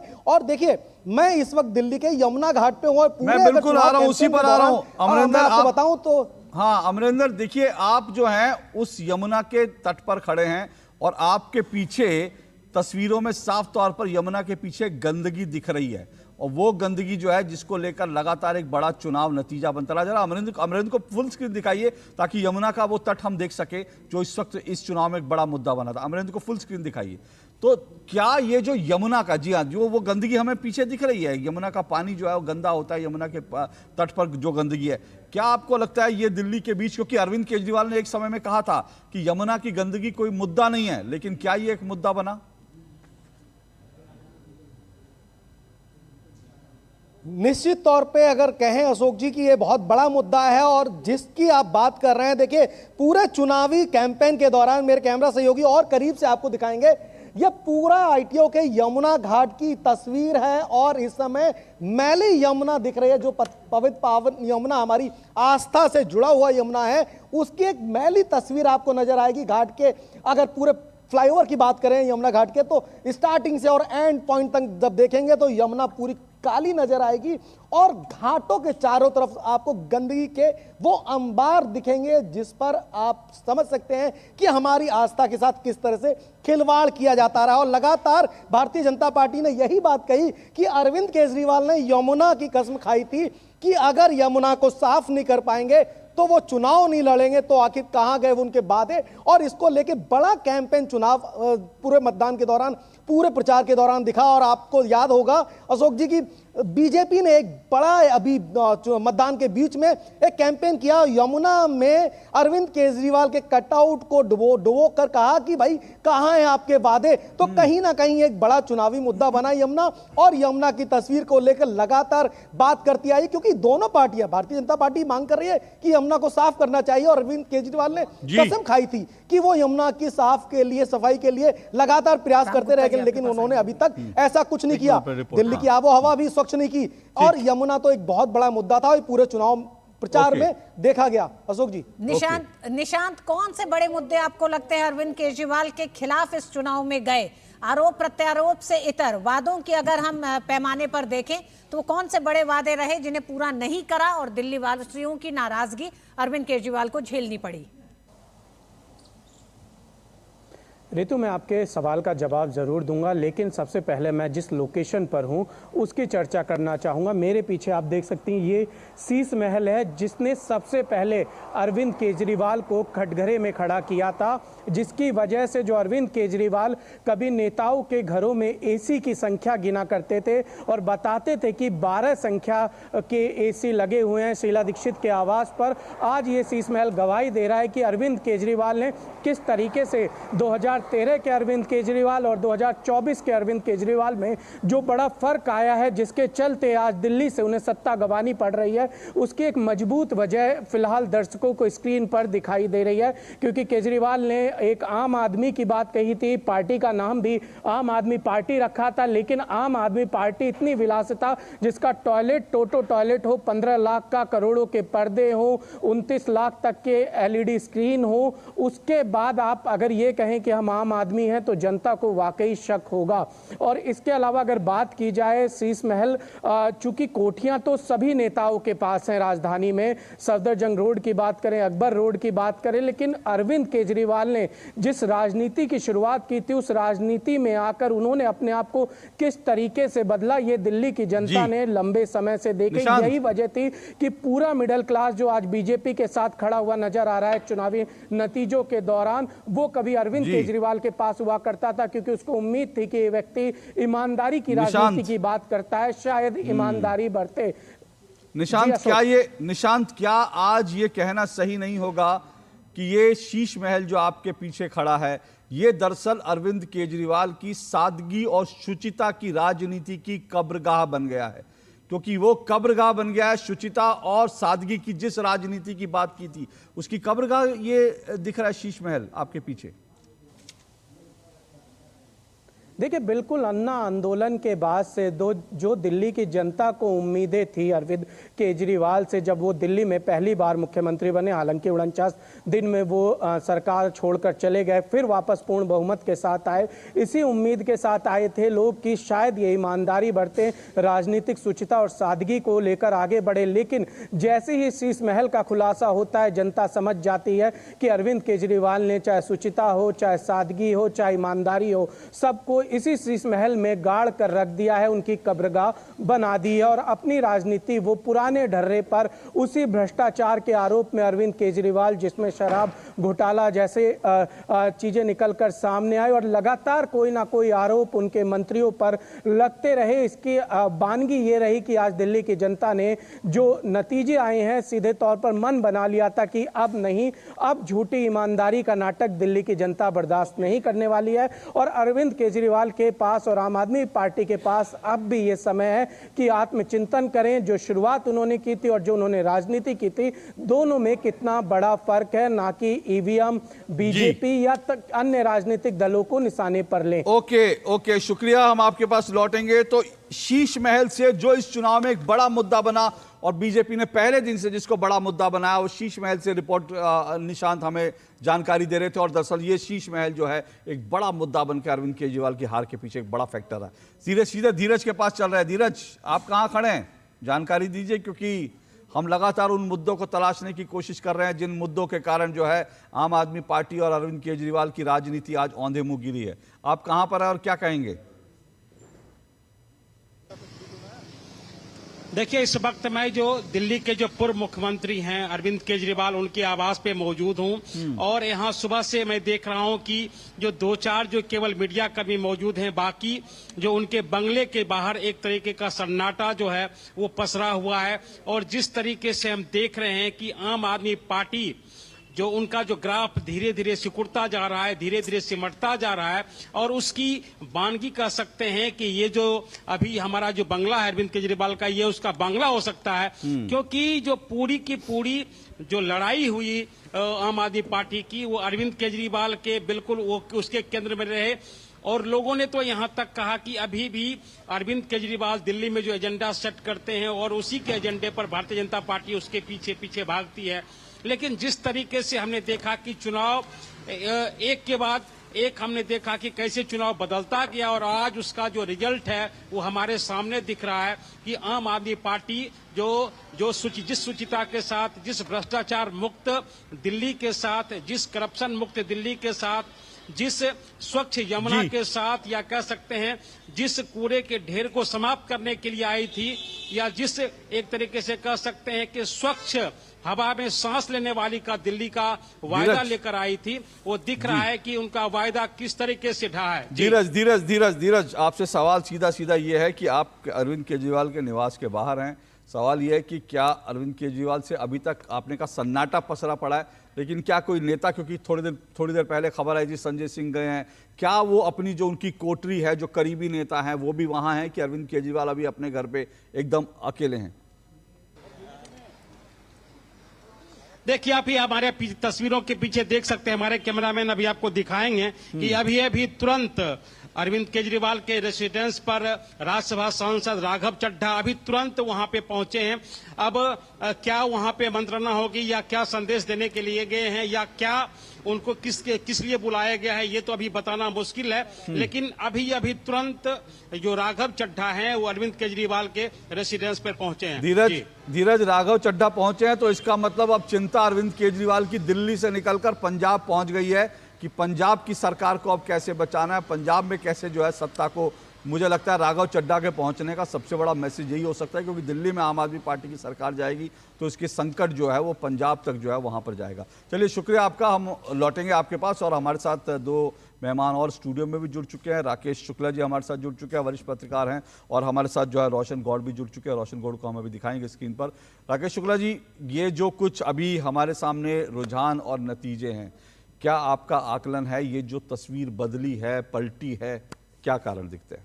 देखिए, इसका सबसे जो मुख्य कारण है वो है छल और छद्म की जो राजनीति होती है उसकी एक आयु होती है, और उसकी आयु 2025 में पूरी हुई। 2012-13 में जिस पार्टी का उदय हुआ, जिस मुद्दे को लेके उसका उदय हुआ, वो मुद्दा उन्होंने पीछे छोड़ा। 2020 में उन्होंने एक नया मुद्दा लाया, लाभार्थी वर्ग बनाया। अब दिल्ली की जनता जो है उस बार जो छल और छद्म किया जा रहा है उसको इस बार नकार दिया है।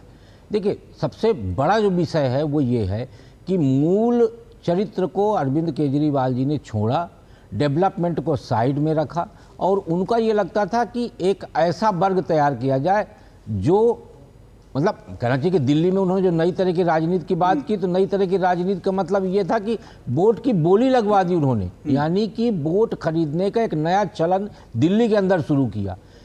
मुझे लगता है दिल्ली की आम जनता ने उसी चलन को नकार दिया है और एक बड़ी शिकस्त दी है अरविंद केजरीवाल। आगे की राजनीति, क्योंकि अभी राघव चड्ढा पहुंचे, मैं अभी जिक्र कर रहा था।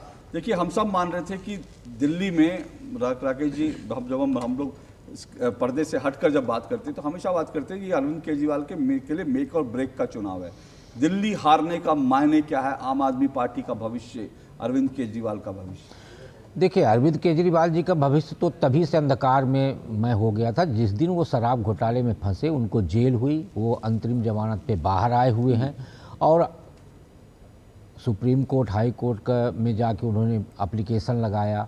उनकी तरफ से ये प्रयास किया गया कि एजेंसियों को विवादित कर दिया जाए, संदेह में ला दिया जाए, और होम मिनिस्ट्री की तरफ से अभी जो ईडी को परमिशन दी गई ट्रायल के लिए, तो अब एक जो सबसे बड़ी संभावना ये लग रही कि अरविंद केजरीवाल जी अब बाहर रहेंगे या अंदर रहेंगे, क्योंकि ट्रायल शुरू होते ही ईडी उनकी जमानत निरस्त करने का एप्लीकेशन लगा सकती है।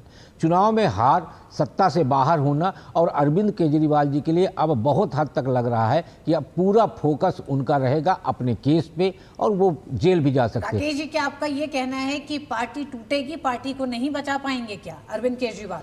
देखिए, जब कैडर होता है तो पार्टी टूटने की संभावना कम होती है। अरविंद केजरीवाल जी ने कभी भी कैडर पे फोकस नहीं किया, वैचारिक प्रतिबद्धता उनके पार्टी में नहीं है, तो विचारधारा और कैडर जिस पार्टी में नहीं होता वो पार्टी बिखरना तय है। और आम आदमी पार्टी में यदि अरविंद केजरीवाल, मनीष सिसोदिया ये दोनों लोग चुनाव हार जाते हैं तो आम आदमी पार्टी बिखर जाएगी। उसका सबसे बड़ा कारण ये है कि आम आदमी पार्टी के जो भी प्रत्याशी हैं या जो भी कार्यकर्ता हैं वो कहीं भी कमिटेड नहीं है अपनी पार्टी के प्रति। राम गुप्ता, रिस्पॉन्ड कीजिए। जी, आदरणीय शुक्ला जी के 3-4 मुद्दे हैं जिन्होंने आरोप लगाया है सीधे सीधे। मुझे लगता है कि ये चुनावी विश्लेषक और वरिष्ठ पत्रकारिता की बजाय इन्होंने भारतीय जनता पार्टी का प्रचार करने के लिए किया है। हाँ, इन्होंने कहा कि कैडर बेस्ड पार्टी नहीं है आम आदमी पार्टी। हम जो है कैडर बेस्ड पार्टी नहीं होते तो हमें जो है जब 49 दिन की सरकार बनाई थी तब अभी बड़ी खबर जो आ रही है वो बता दें पहले अपने दर्शकों को। अरविंद केजरीवाल के आवास पर राघव चड्ढा पहुंच चुके हैं। ये माना जा रहा है कि अरविंद केजरीवाल लगातार 9वें राउंड के बाद भी पीछे चल रहे हैं। जनपुरा सीट से मनीष सिसोदिया पीछे चल रहे हैं, कालकाजी से आतिशी पीछे चल रही हैं। तो तमाम वो बड़े चेहरे पीछे चल रहे हैं, नई दिल्ली से केजरीवाल पीछे चल रहे हैं। 9 राउंड की काउंटिंग हो चुकी है। ये तमाम बड़े चेहरे जो आम आदमी पार्टी के हैं वो इस समय पीछे चल रहे हैं और इस बीच राघव चड्ढा अरविंद केजरीवाल के आवास पर पहुंचे हैं।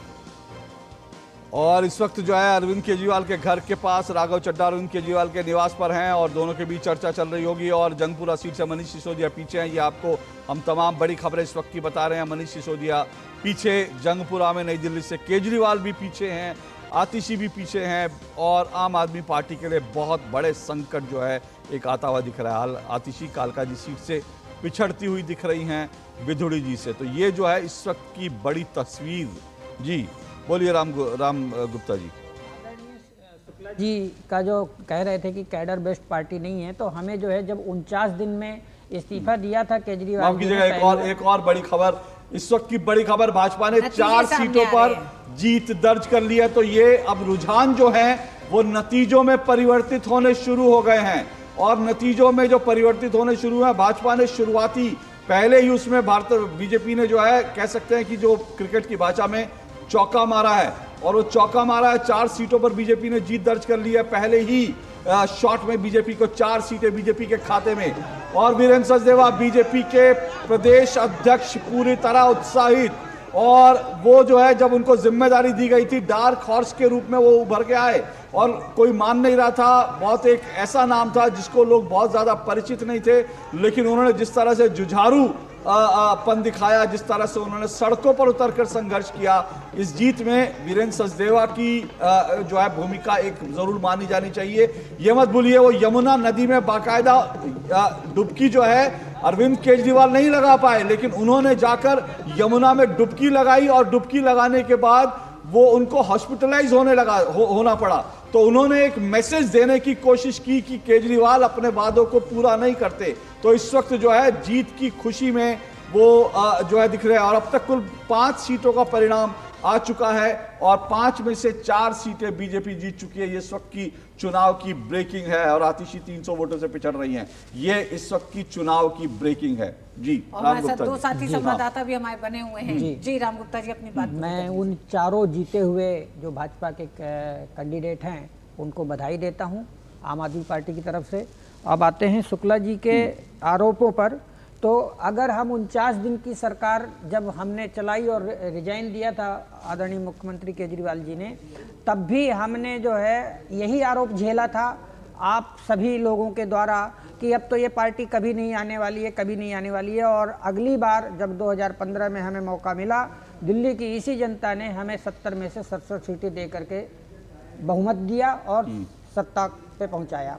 2020 में भी किया। अब 2025 में क्या हुआ क्या नहीं हुआ है इस पर हम जरूर आकलन करेंगे। लेकिन इनका एक जो शराब घोटाले का इन्होंने आरोप चस्पा करने पर तुले हुए हैं, 1 लाख पन्ने से ज़्यादा के दस्तावेज तैयार करी, कम से कम 1000 से ज़्यादा जो है इन्होंने छापे मारे, हमारे कम से कम 200 से ज़्यादा कार्यकर्ताओं नेताओं को ये किया, 2 साल 2.5 साल तक इन्होंने जेल में रखा ऐसे पीएमएलए एक्ट में जिसमें जमानत तक नहीं होती है आसानी से। फिर भी सुप्रीम कोर्ट की कड़ी फटकार के द्वारा, वो भी बाबा साहब अम्बेडकर के संविधान के दम पर हम लोग बाहर निकले। इस पर आप शराब घोटाले का जबरदस्ती नैरेटिव मत सेट करिए। एक रह गया आपका आरोप, जो आपने छल छदम बोला उस पर मैं मौका भी नतीजे आ चुके हैं। 5 सीटों पर भारतीय जनता पार्टी आगे चल रही है, जिसमें राजौरी गार्डन एक ऐसी सीट है जिस पर भारतीय जनता पार्टी ने जीत दर्ज कर ली है। माफ करिएगा, नतीजे आ गए। 5 सीटों पे सीधे जीत दर्ज की है। आम आदमी पार्टी ने 1 सीट पर जीत दर्ज की है।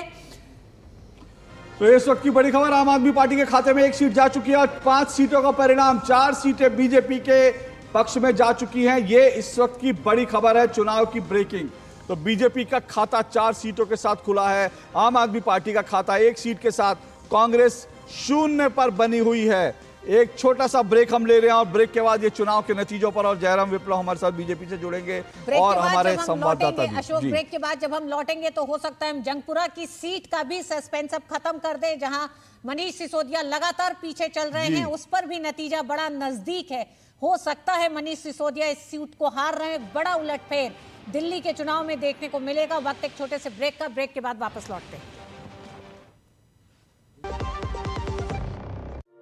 कुछ पल नई दिशा दिखाएं, कुछ पल हिम्मत बढ़ाएं,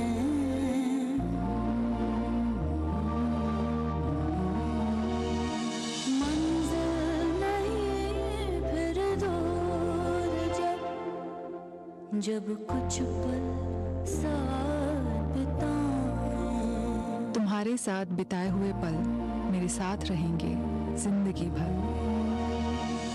मंजिल नहीं फिर दूर जब अपने साथ निभाएं। LIC से मिले बीमे की रकम ने ही मेरे नए काम की शुरुआत को मुमकिन बनाया। कुछ पल का साथ बन जाता है जिंदगी भर का साथ। LIC हर पल आपके साथ।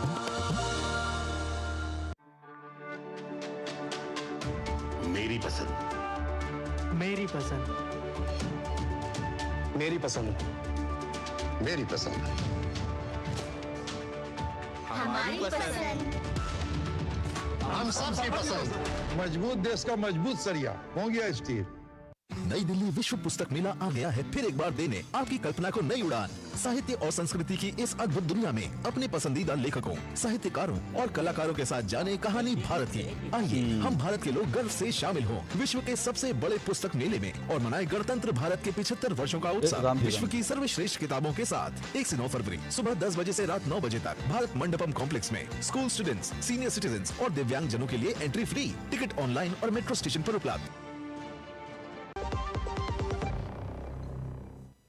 और इस वक्त की बड़ी खबर आ रही है दिल्ली के चुनाव नतीजों पर। हमारे पास जो बड़ी खबर आ रही है वो मनीष सिसोदिया ने हार स्वीकार कर ली है।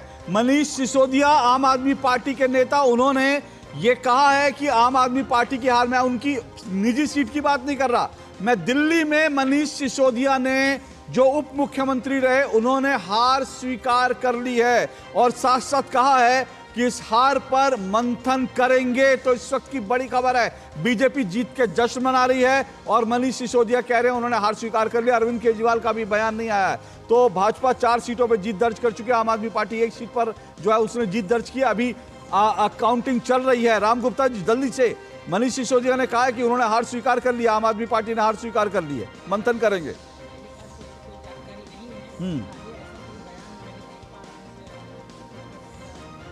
देखिए ये आ गई है ब्रेकिंग, मनीष सिसोदिया ने हार स्वीकार करी। अरे सर, तो उनके बयान को ही हम दिखा रहे, हम नहीं कह रहे। उन्होंने बयान दिया होगा।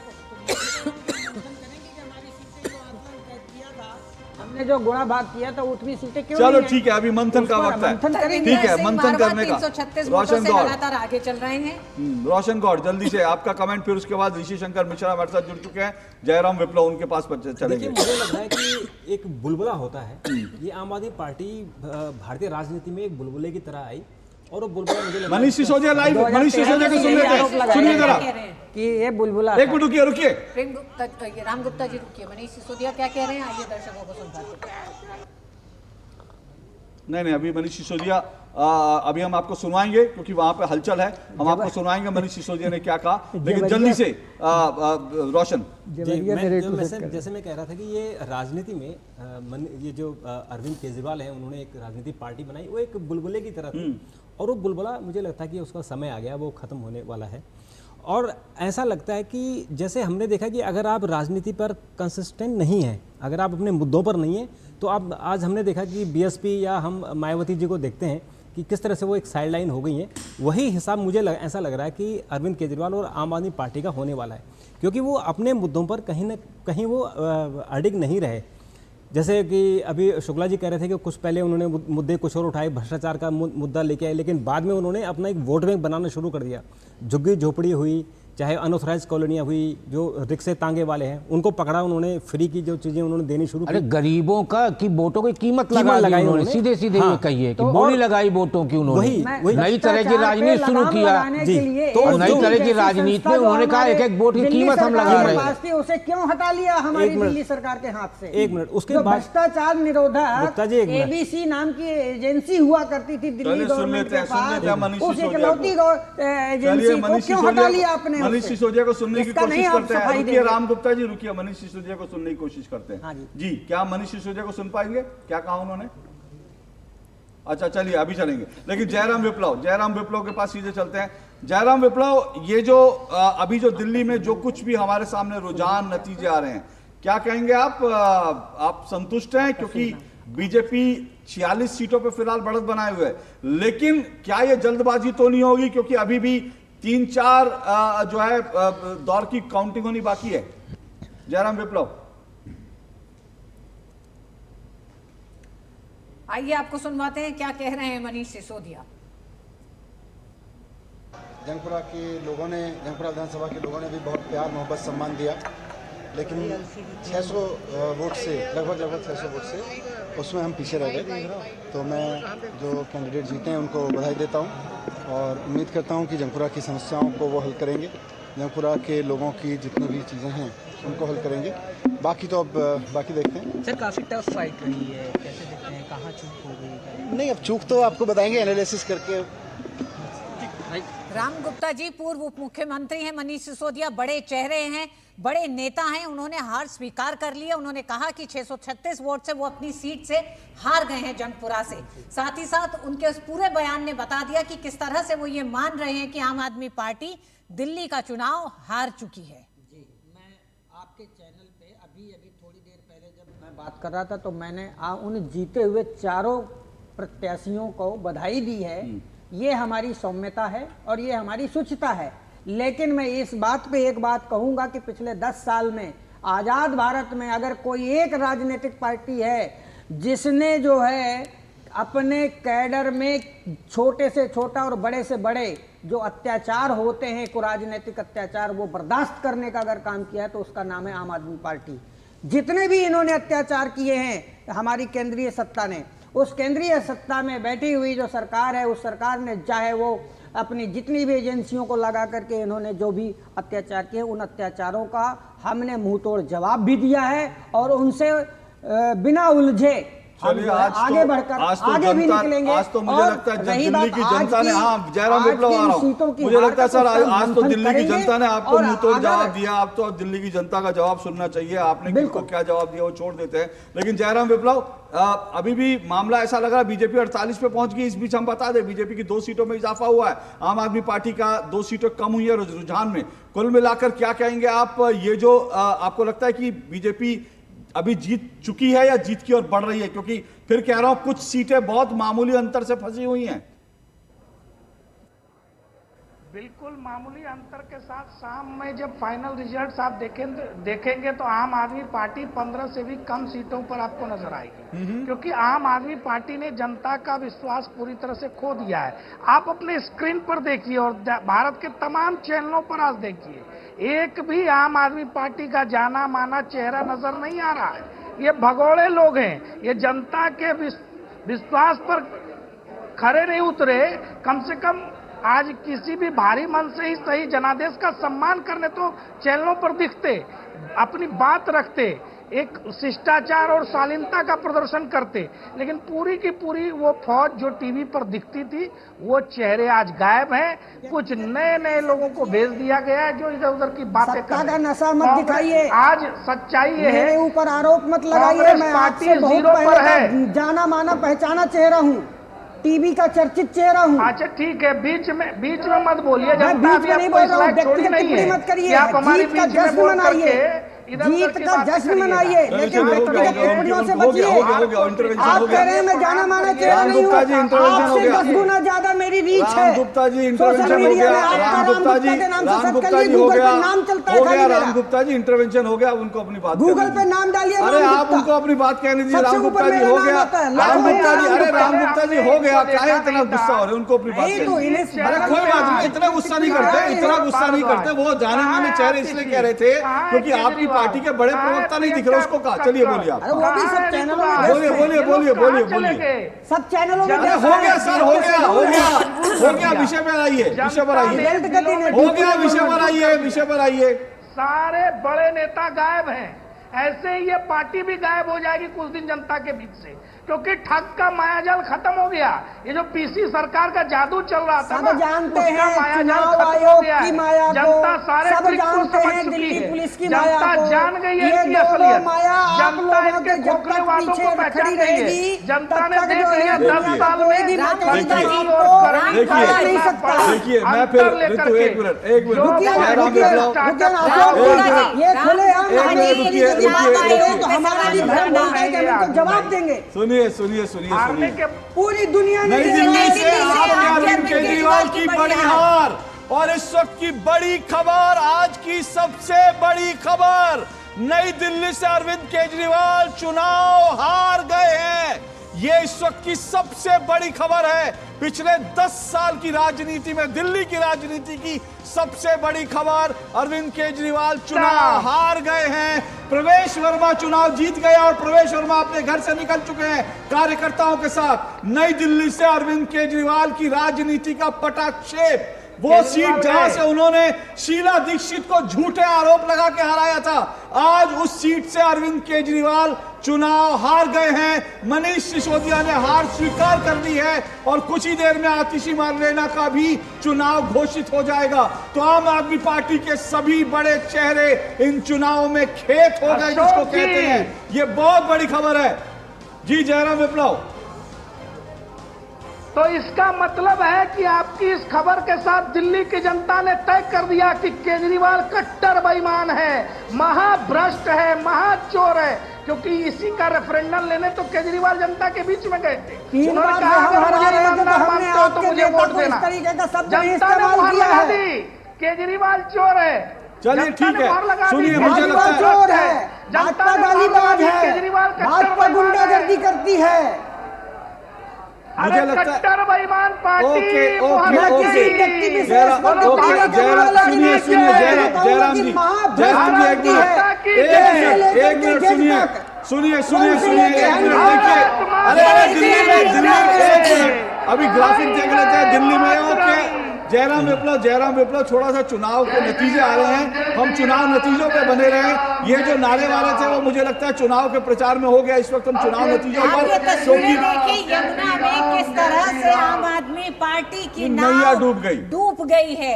ये उसी वही यमुना है जिसकी सफाई के वादे अरविंद केजरीवाल पिछले 10 साल में करते रहे। छुपाने के लिए भारतीय जनता पार्टी 48 सीटों पर दिल्ली के बीच में हमने 6 बार सर्वे करवाया। यमुना और शीश महल का कभी मुद्दा था ही नहीं। असली मुद्दे से अच्छा, आप लोग सर्वे योगेंद्र यादव जी से करवाया था।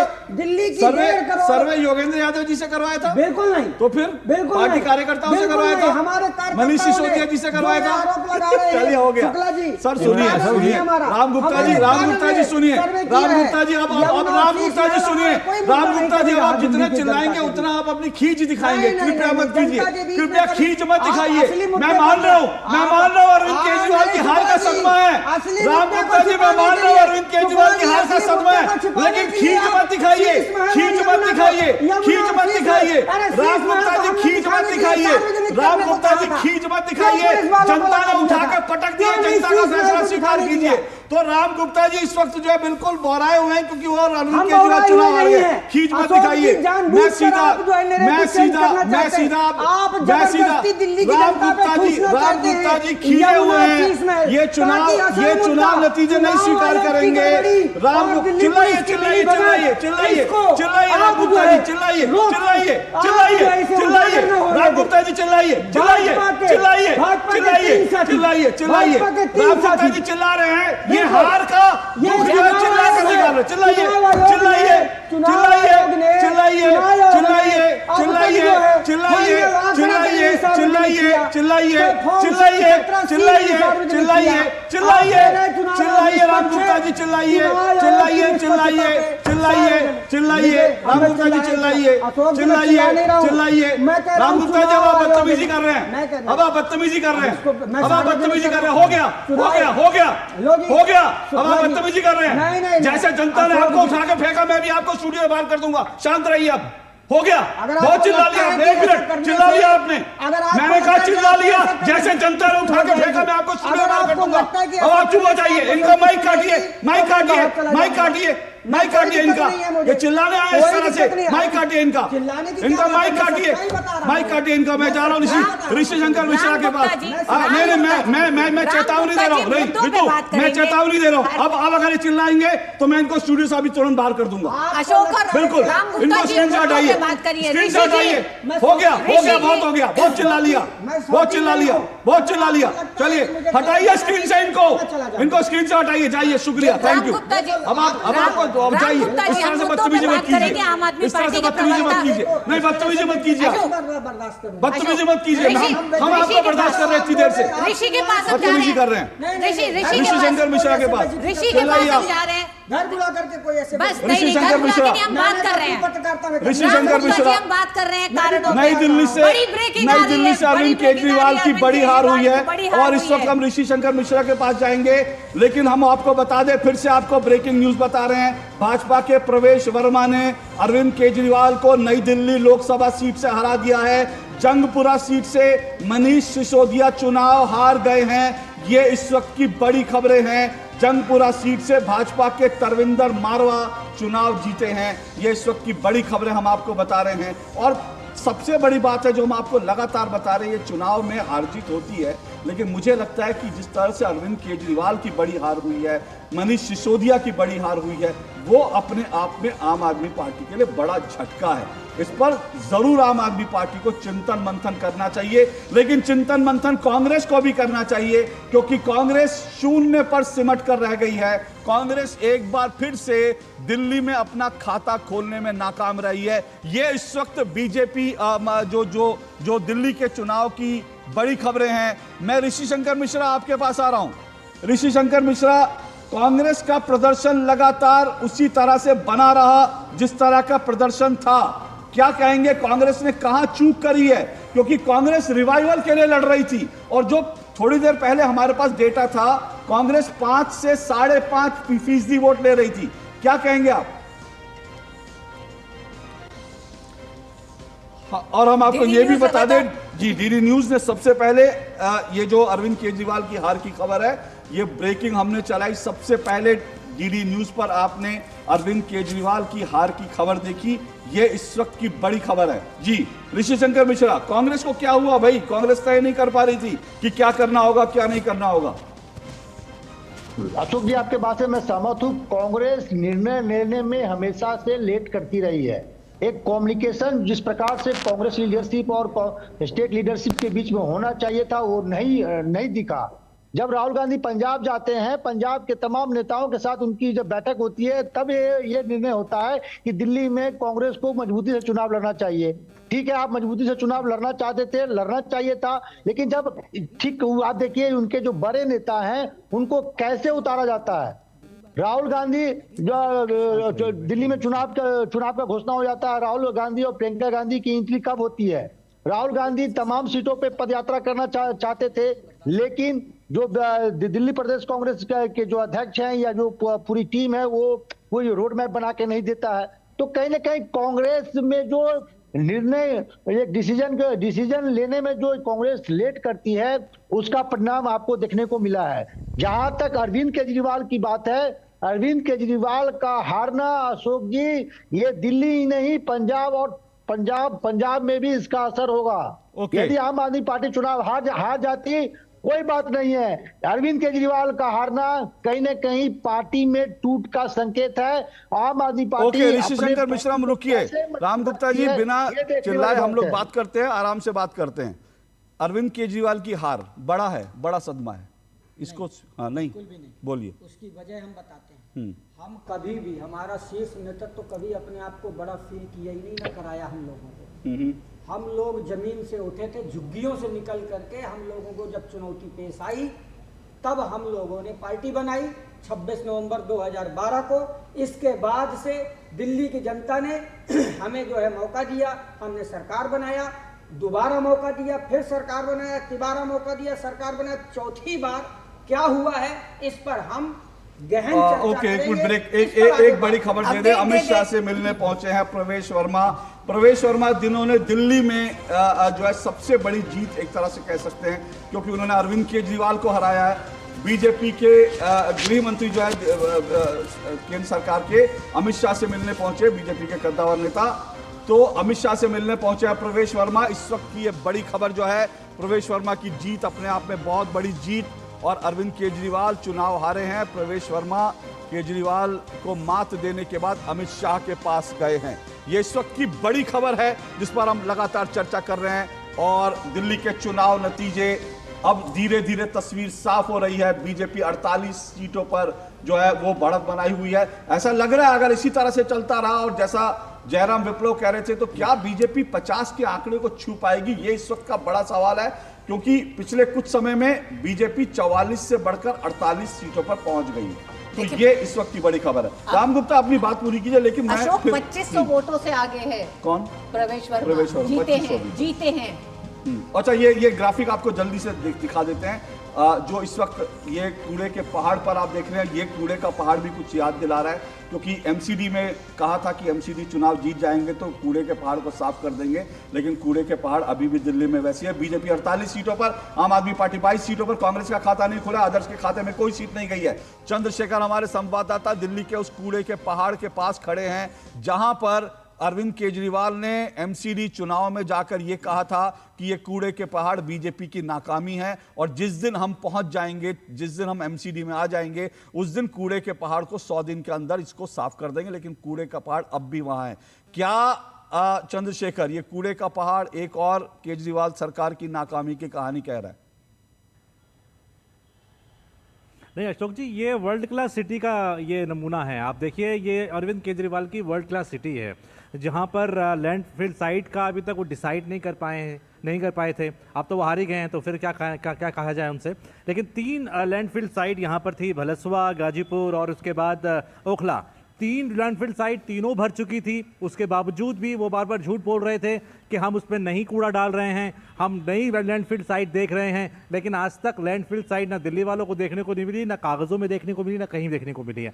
उसका खामियाजा ये हुआ है कि यहाँ के जो लोग हैं बीमारियों से ग्रसित हैं। यहाँ के जो लोग हैं उनको अपना पैसा जो है, जो गाड़ी कमाई होगी या किस तरीके से वो कमाते होंगे, वो अपना बीमारियों में खर्च करना पड़ रहा है, उसके इलाज में खर्च करना पड़ रहा है। स्थिति ये है दिल्ली की, वर्ल्ड क्लास सिटी की वो जो बात करते थे, देश के राजधानी दिल्ली में अगर ये हाल है तो आप मान के चलिए कि किस तरीके का वो एक इंप्रेशन वो छोड़ते हैं कि वो सुशासन की जो बात कर रहे हैं। इतनी ज़्यादा बदबू यहाँ पर है और इतनी ज़्यादा संख्या में कौवे यहाँ पर मंडरा रहे हैं, गिद्ध यहाँ पर मंडरा रहे हैं। ये कहा जा सकता है कि अमानवीय स्थिति में यहाँ के लोग रहने को मजबूर थे।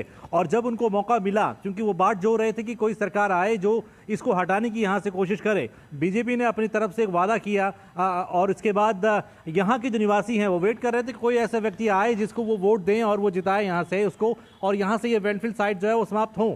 और आप देखें कि जिस प्रकार से केंद्र सरकार की तमाम योजनाएं भी चल रही थी, इलेक्ट्रिसिटी कूड़े से बन रही थी, वो भी जहां दिल्ली सरकार की तरफ से अगर बात की जाए, एमसीडी की तरफ से अगर बात की जाए, तो बहुत ही धीरे और बहुत लचर तरीके से वो काम उस पर चल रहा था, जिस पर प्रधानमंत्री जी ने भी बड़ा अफसोस जताया था कि दिल्ली सरकार इस तरीके से इस काम को कर अंजाम दे रही है।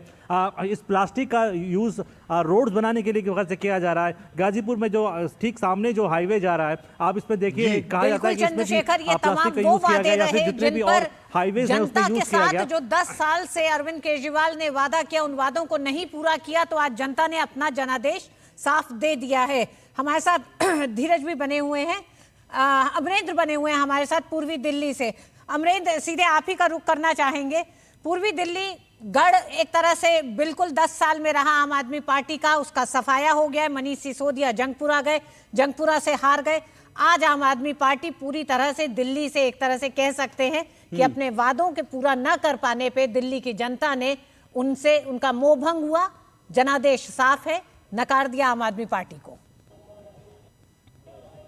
निश्चित तौर पे ऋतु कहें कि ये जनादेश जो है जनता का है, और कहीं ना कहीं जनता ने न सिर्फ आम आदमी पार्टी को नकारा है, बल्कि जो उनके शीर्ष नेतृत्व था अरविंद केजरीवाल और मनीष सिसोदिया, वो भी हार गए। और लगभग जो काउंटिंग सेंटर में आईटीओ के अक्षरधाम के पास जो काउंटिंग सेंटर है, वहां से जैसे ही रिजल्ट बाहर आया, इस समय भारतीय जनता पार्टी के कार्यकर्ताओं में जोश है। मैं कैमरामैन मेरे सहयोगी दिखाएंगे कि यहां से लेकर काउंटिंग सेंटर के दूसरे गेट तक आपको भगवा पूरा दिख रहा होगा भारतीय जनता पार्टी के कार्यकर्ताओं में। इस बात की खुशी है कि उन्होंने अरविंद केजरीवाल को जिस तरह से हराया, एक बड़ी जीत है। उसके अलावा एक मैसेज है बड़ा कि किस तरह से जो वादे अगर नहीं करोगे तो जनता उन्हें नकार देगी, और इसीलिए ये लोग सारे लोग रोड पे आ गए हैं। और इनका ये कहना है कि अभी और भी बहुत बुरी हार के साथ जो है आम आदमी पार्टी की होगी, क्योंकि नतीजे लगातार भारतीय जनता पार्टी के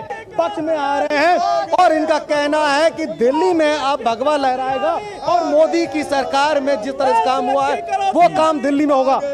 खुशी किस बात की है? अरविंद केजरीवाल जी को हराया या भारतीय जनता पार्टी की दिल्ली में सरकार बन रही है? भारतीय जनता पार्टी की सरकार बन रही है, उससे भी खुशी है। लेकिन फर्जीवाल, ये झूठा आदमी, एक नंबर का मक्का आदमी जो 10 साल से 12 साल से दिल्ली की जनता को ठग रहा है, गंदा पानी पिला रहा है, गटर का पानी पिला रहा है, मोहल्ला किले के नाम पे झूठे वादे कर रहे हैं, उससे निजात पा लिया जनता ने। और डबल इंजन की सरकार बनेगी और डबल दुगुनी रफ्तार से दिल्ली में विकास होगा। जो दिल्ली को लंदन पेरिस बनाने का वादा किया था, आज दिल्ली भी नहीं छोड़ा उसने। और अब नई दिल्ली दिखाई दिल्ली कैसी होती है, मोदी जी की गारंटी दे रहा है जी, भारतीय जनता पार्टी के कार्यकर्ताओं में भी। लेकिन एक सवाल मैं यहाँ पर शुक्ला जी आपसे पूछना चाह रहा हूँ। देखिए मैं अच्छा, कुमार विश्वास क्या कह रहा है अरविंद केजरीवाल के पूर्व सहयोगी, सुनते हैं। नहीं सुनेगा तब लोग उस पतन यहाँ से प्रारंभ हुआ है उन लोगों का। मेरे लिए कोई प्रसन्नता का और दुख का विषय नहीं है, मैं बीच में खड़ा हूँ। प्रसन्नता इस बात की है कि करोड़ों लोगों ने आशा लगाई थी, करोड़ों लोगों ने, लोग अपनी नौकरियां छोड़ के आए थे, व्यवसाय छोड़ के आए थे, दुश्मनियां ली थी लोगों ने। उन सब की हत्या एक आत्ममुग्ध आदमी ने, एक चरित्रहीन आदमी ने अपनी निजी महत्वाकांक्षाओं की पूर्ति के लिए की। उसको दंड मिला, ईश्वरीय विधान से दंड मिला। प्रसन्नता इस बात की भी है कि न्याय हुआ। आज जब कहना नहीं चाहिए, लेकिन आज टीवी पर जब जंगपुरा का निर्णय आया और सामने दिखाई दिया कि मनीष हार गया, तो सदा तटस्थ रहने वाली और राजनीति से विरत रहने वाली मेरी पत्नी जो है, उसकी आंख में आंसू आ गए, वो रोने लगी। क्योंकि उसी से उसने ये कहा था कि अभी तो है ताकत, और उसने कहा था भैया ताकत सदा तो नहीं रहती। तो ये अहंकार आशा करता हूँ अगले लोग नहीं करेंगे, जो बाकी दल है वो नहीं करेंगे, इससे सबक लेंगे। और दिल्ली के नागरिकों को मैं अच्छे शासन के लिए बधाई देता हूँ। अब भारतीय जनता पार्टी अपने नेतृत्व में सरकार बनाकर दिल्ली के जो दुख थे पिछले 10 वर्ष के, उन्हें दूर करे। और आम आदमी पार्टी के समस्त कार्यकर्ताओं को कहता हूँ कि आपने जिस किसी भी लोभ लालच में, सब कुछ जानते हुए एक ऐसे व्यक्ति के समर्थन में काम किया जिसने अपने मित्रों की पीठ में झुरा घोंपा, गुरु को धोखा दिया, अपने साथ कंधे से कंधा मिला के लड़ने वाली महिलाओं को अपने घर ला के पिटवाया, अपनी निजी सुख और साधन के लिए जनता का पैसा खर्च किया। अब उससे आशा लगानी छोड़ें, अब बाहर निकलें, अपना अपना जीवन देखें। मुझे राघवेंद्र सरकार राम की कृपा मिली, जिनका ये घर है, जिनकी कृपा से मैं यहाँ खड़ा हूँ। मुझ पर कृष्ण कृपा हुई कि मैं इस निर्लज्ज सर्कस से बाहर आ सका। मैं उन सब से भी अच्छे भविष्य की कामना करता हूँ कि वो कोई गंदगी ना फैलाएं कहीं भी, वो लौट जाएं अपने शिविरों में। जिस तरह माधव को, कृष्ण को दूत देख कर भी भरी सभा में अट्टहास करने वाला दुर्योधन जो ये कहता था सुचिग्रम नैव दास्यामि बिना युद्धे न केशवः, बिना युद्ध के 5 गांव भी नहीं दूंगा, आज वो अपनी सीटों के लिए तरस रहा है। और मुझे पता है कि इस दुर्योधन का अंत भी टूटी हुई जंघा के साथ बड़ा ही दारुण होगा। और भारतीय राजनीति एक कलंकित अध्याय के रूप में इस बौने दुर्योधन को और इसके दरबार के तमाम शकुनियों को याद करेगी। मैं उनकी मुक्ति की कामना करता हूं कि ईश्वर उन्हें इस दुख से बाहर निकाले, और समस्त लोगों को बधाई देता हूं कि चलिए अंततः न्याय हुआ। सर, बात करें दिल्ली के चुनाव। राम गुप्ता जी एक बात तो है, आपने जो कहा कि तमाम लोगों ने अपने सब काम छोड़ के, जमीन से जुड़े लोग अरविंद केजरीवाल के साथ जुड़े थे। अरविंद केजरीवाल जिस राजनीति को लेकर आए थे उसमें तमाम लोग जुड़े थे। कुमार विश्वास जैसे लोग और संस्थापक तमाम सदस्य रहे जिन्होंने एक एक करके साथ छोड़ा है। तो आप क्यों नहीं मानते हैं कि अरविंद केजरीवाल निकले सही पथ पर थे लेकिन फिर भटक गए? भटकने के बाद फिर एक एक करके साथियों ने छोड़ा और आज उस जनता ने भी साथ छोड़ दिया। रितु जी, मैं आपकी बात से सहमत आपकी बात जी, मैं आपकी बात से सहमत हो जाता अगर मैंने अपने कानों से ना सुना होता, अगर मैंने अपनी आंखों से ना देखा होता ये जो आज बयान दे रहे हैं कुमार विश्वास जी। इन्हें जब राज्यसभा की सीट का इनकी जो मनसा थी, इनकी जो लालसा थी, राम गुप्ता जी हम मान गए, ये सब उस दिन के सब नेता ही थे। इन्होंने प्रियंका गांधी का बयान आ रहा है, सुन लेते हैं। प्रियंका, एक मिनट, प्रियंका गांधी सुनिए, प्रियंका गांधी एक मिनट।